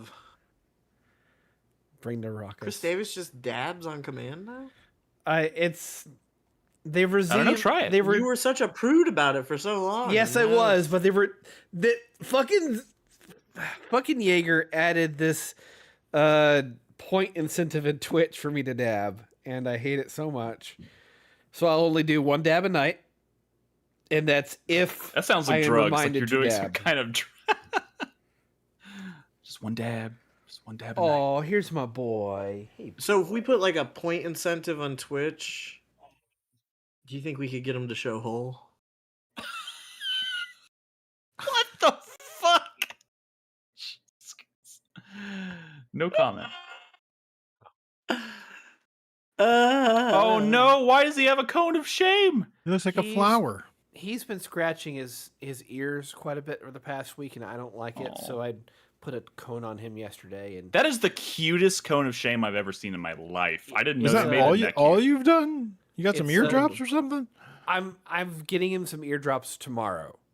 I just wanted to see like maybe he was just scratching or if it was like he was really trying to get at it. So I don't think he has ear mites because like he's an indoor cat. He has no I hope- concept for what outdoors are.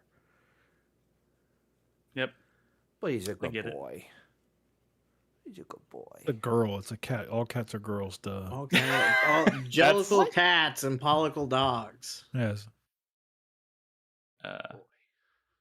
In my experience, yes, all pets have been girls. I've never had a male pet. You never had a It male says so pet? much, dude. It says so much. I'm the only man in this house.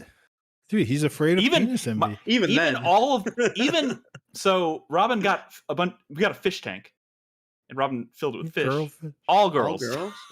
All girls. Wait, are fish gendered? No. I mean, yeah. You telling me fish got dicks and pussies and shit? Dude. Look, man, I'm not a Trust fucking me when I say biologist. fish got pussies. Fish got pussies, man. You ain't ever been to a sushi restaurant? Somebody clip Oh that. my- That was amazing. Bog Noise says fish ass be fine, which makes me think of like people's reaction to Shape of Water. I don't know why. Mm. Male fish jerk off in water and female I just wonder lays what eggs. Mike Mignola thinks about The Shape of Water. What does that mean? Mike Mignola, the creator of Hellboy and Abe Sapien. Yeah, The but Shape what, of Water was made by the guy who did 2 of the Hellboy movies, and then he did a movie Yeah. where he basically has Abe Sapien have sex with a lady. You're saying- the whole movie. Guillermo del Toro ripped off. Oh, I see what you're saying. Yeah, yeah. It is like the same guy, huh? It's the same character. It's It has like the same guy. vibe and everything. Like, My God, you're right. Everyone's like, why did Sally Hawkins want to fuck the fish, right? sure. Oh, I mean, Until I you get talk- that. I have no, until I have you no talk problem to a accepting woman that. And you're like, oh, that was not an exaggeration either. What are you reading there? And then you find out, and you're like, oh shit, they do want to fuck the fish person. But I wanna fuck Everything is, monsters. it's all smut, man. Dude, no, no, it's fine. Like, our society is getting really weird about sex. It's fine. I completely agree. But like, I'm just saying from like a creator to creator issue. If like someone adapted your work into a movie and then made like 2 movies later, the next movie, like they make a movie that's like, hey, that character you created fucks. Like, you know. I mean, you do know the story of like 50 Shades of Grey, right? Yeah, I know it's Twilight fan fiction. I Yeah, get it's that. Twilight fan fiction, which still I blows didn't my know mind. that. You know, I mean, no, that shouldn't blow your mind.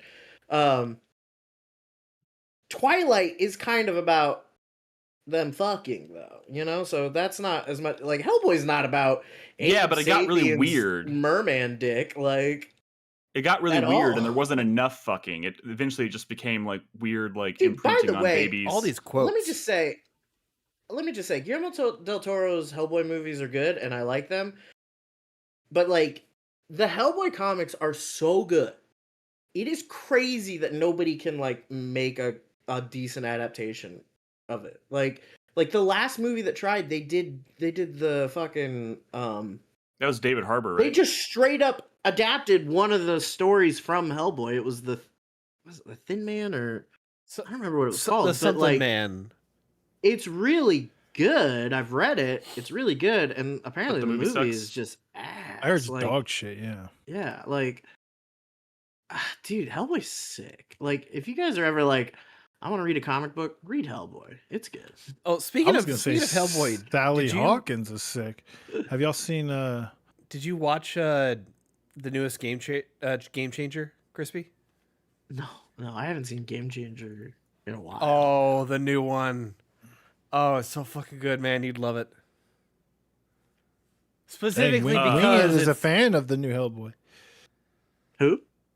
Wing It is a fan of the new Hellboy. No, I'm not talking about the David Harbour one. I'm talking about the one they Oh. did after. Oh, that, there's even a that had newer a one. budget That of is- like $12,000 Yeah. and starred somebody else. It doesn't even have David Harbour. Like, They made another one after the David Harbour that's the movie? one That's I'm right. talking about. I remember seeing it the did trailer, yeah. nothing. It did nothing. Like, Holy shit! I'm looking this like- up right now. yeah. It's the Thin Man. Isn't that what it's called? No, the Crooked Man or something like that. The Crooked Man. Yeah, something like that. Oh. Isn't that just the name? He of- goes to like West Virginia and deals with a dude. They should do. There's a whole arc of him in Mexico in like the '60s. That's really good. That they should make. A movie Oh, of. this I don't know. In my head, this one was what I thought was David Harbour, but I No, got the him- David I- Harbour one was like, and I don't even know. I That don't one's know much also about that. shit, I don't think I that heard. one. Yeah, it's shit, and I don't even think it's really directly adapting anything. It might be. I don't know. Anyways, I'm going to bed. I was trying to recommend Mike Lee's Happy Go Lucky, but whatever. and he's He was like, trying to he's, recommend what? Mike Happy Lee's Go Happy Lucky. Go Lucky. Oh, who cares? Man, fuck. You know, Hellboy's cool and all, but Dude, Guillermo del Toro's magnum don't- opus don't is always Hellboy's will be Cool and will all. always be Blade 2. Okay, come on. Fucking love Blade 2. Come on. Blade 2's cool, but like, Blade I don't 2, think you should call that his magnum opus. I think- Yeah, I mean, I'm being facetious, but it is Yeah. definitely a high. It is top 3 Guillermo del Toro for Dude, me. Blade for sure. 2, the vampires that had those like wraparound goggle glasses Yeah. that were like being made by Oakley at the time, that I only ever saw for sale in like the really expensive Oakley store at Universal Studios, but was Mhm. like, that's fucking sick. I want a pair of those glasses, but they're like $600. That's what I remember about Blade 2. The Strain is also a great series, which I actually never finished. I got like 80% of it, and then I didn't see it through to the end. I should Let really me tell you something. finish As that. somebody who loves giant robots, didn't really care Pacific for Rim. Pacific Rim. I didn't really care for it either. Really? Yeah, I don't know. Hmm. It didn't do anything maybe, for me, really. maybe if I went back and watched it now, I would have a different opinion of it, because I think maybe it was. I watched Pacific Rim before I'd ever seen Evangelion, and I feel Oh. like there's got to be some. There's overlap yeah, I there. mean that did curry favor for me to really like that movie. So And I know he's like a fan of Evangelion, for sure. But then apparently that second one that he didn't do was also just awful. Did he oh do yeah, the, he no, didn't it do was second the one, did sequel he? sucked. The John it was- Boyega one. I mean, it wasn't even about John Boyega that was the problem. It was like No, I know, there's- but he was the star of it. yeah, he was the main protag. Like if I said the Michael B. Jordan Fantastic Four movie, you know which one I'm talking about. Yeah, that's Although just the he wasn't what was wrong with that movie. That movie True. sucked dick. But I think everybody involved probably recognizes that. the new one is fun though, right? The new one's Yeah, fun. it's I fun. like the new one. I think it does Marvel movies do this weird thing where like they don't feel like movies, you know? And I don't mean in the way that like Martin Scorsese was saying that they're just like theme park rides and not movies. I mean like the act structure of them is very weird. Like a lot of them almost feel like series that were retooled into movies, so they have like I a mean, there's weird definitely at 4 least or a few 5 that act probably were. structure. Yeah. Yeah. And I think there is something to be said too about like the decision making on a lot of those movies where like they try to put off as much design and like editing decisions until like as late as possible. So actors are like acting out scenes that they have no context for that might completely change context over the course of production. You know what I mean? Yeah. Fantastic Four has some of that. There are holes in it where it's like, oh, this was supposed to be something else, right? Like, Yeah. like people talk about how that movie was originally supposed to come out at Thanksgiving and then it got pushed back. So like, there's this whole bit where it feels like I don't like they had to change just the setting of the whole movie, which is maybe a minor thing, but it Because does they kind weren't of going to hit the affect. Thanksgiving holiday. Right. They weren't going to hit the Thanksgiving holiday. It was going to come out. You The following can't put summer. Thanksgiving. You can't put a Thanksgiving scene in a movie unless it's Thanksgiving. But what I'm saying is like, I mean, but you were making a movie that was set at one period of time or was about one thing, and then because of a real world scheduling conflict, you went back and like were able to readjust it. Like that does weird things to a movie, man. I don't know what to tell. Like it some of it's not even really like I can't even articulate it. It just feels they did that for the second Red Dawn movie. And it was the weirdest, stupidest fucking thing. Second Red Dawn movie. Yeah. Oh. Like yeah, it was all about a Chinese invasion. They changed it like in the last 6 months to be a North Korean invasion. So they digitally edited everything. But that's like a whole and I mean that's maybe even a little more egregious. Like I still think the new Fantastic Four movie is good. Like I think it's pretty good. It's pretty good. It's fine. It's fun. It's a hell of a lot more fun than the one that came before it, and it functions as a like Fantastic Four movie perfectly fine. I don't think it's a perfect movie. I think it's there's not many perfect Marvel movies. There's not, and there are fewer now. Like Marvel movies used to be like in that phase 1, they were kind of different movies. Like they kind of felt like they were made by different people trying to do different things. And they were loosely strung together by like an overarching plot, right? And then at some point they all got squashed. They all got homogenized into like this one thing, right? They all feel the same now. And they're not. Yeah, they all have this vibe. There's less of a like the creative minds behind it, or the visual creative minds have less of a impact on the final product. They don't have like a strong creative voice to them, right? Yeah. Like the Multiverse of Madness was the first one in a while that did, because there were parts of it that felt like Sam Raimi directed them. Yeah. But then there are a lot of parts of it that do not feel that way and are actively bad. Like the whole fucking Illuminati section of that movie sucks dick. I hate it. Like, I mean, it's really it is definitely fan pandering. It's really bad. And yeah, I think I blame some of it on Avengers Endgame, like Avengers Infinity War and Endgame, like all that shit. Mm-hmm. Because it became more about like there was such a virality to like, you know, videos of people watching the big moments in the theater and reacting and having like this, whoa, you know, like aura reaction, right?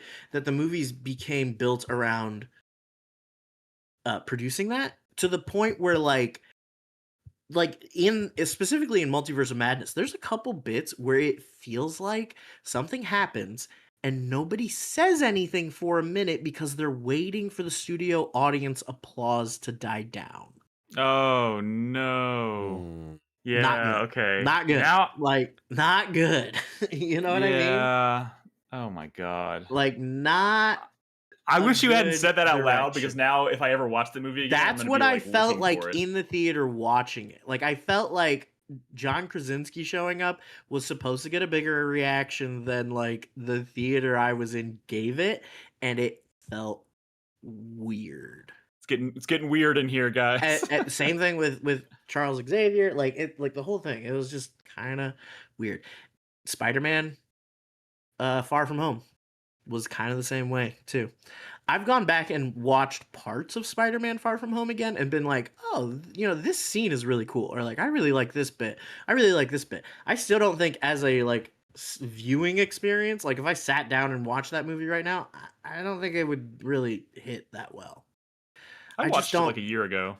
Yeah, I just don't think it works as a movie. I'm real like the trailer that they just released for that new one. What is it called? Brand New Day. Brand New Day. Yeah. I haven't watched it yet. I watched the trailer. I got my tickets for it because I am excited to watch it. By the way, very controversial title for to be naming a Spider-Man movie Brand New Day. But the trailer looked cool. It looked cool.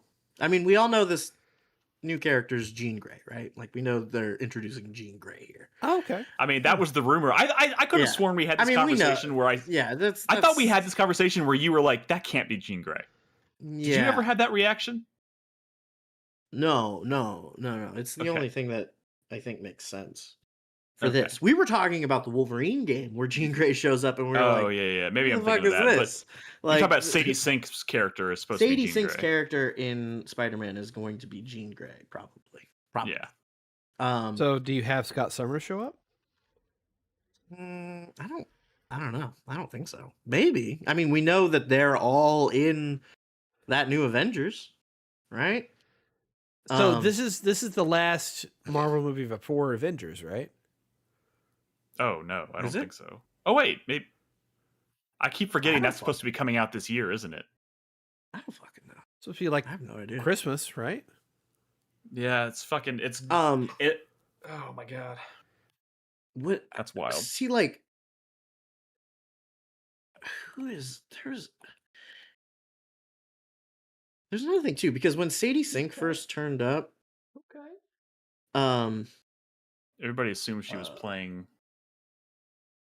A lot of people assume she was playing like a new version of Mary Jane or something. I don't know. No. There's in the comics, there's a girl that like starts working with him, who's a redhead. Whose name, and she like wears like the Punisher skull and everything. What is her name? Rachel Cole. Yeah, Rachel Cole.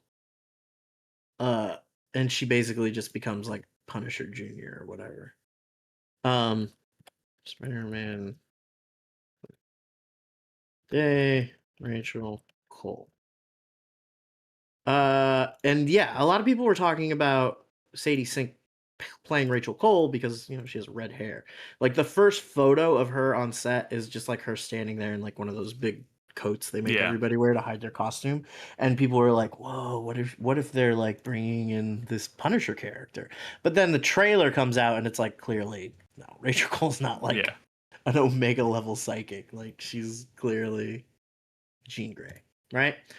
I don't know, that might have been interesting, but I think I'm worried that Brand New Day is going to do the same thing that I feel like the last two Spider-Man movies did, where it's like you made a movie that has a lot of really cool moments for the trailer, but the movie doesn't hang together as a movie very well.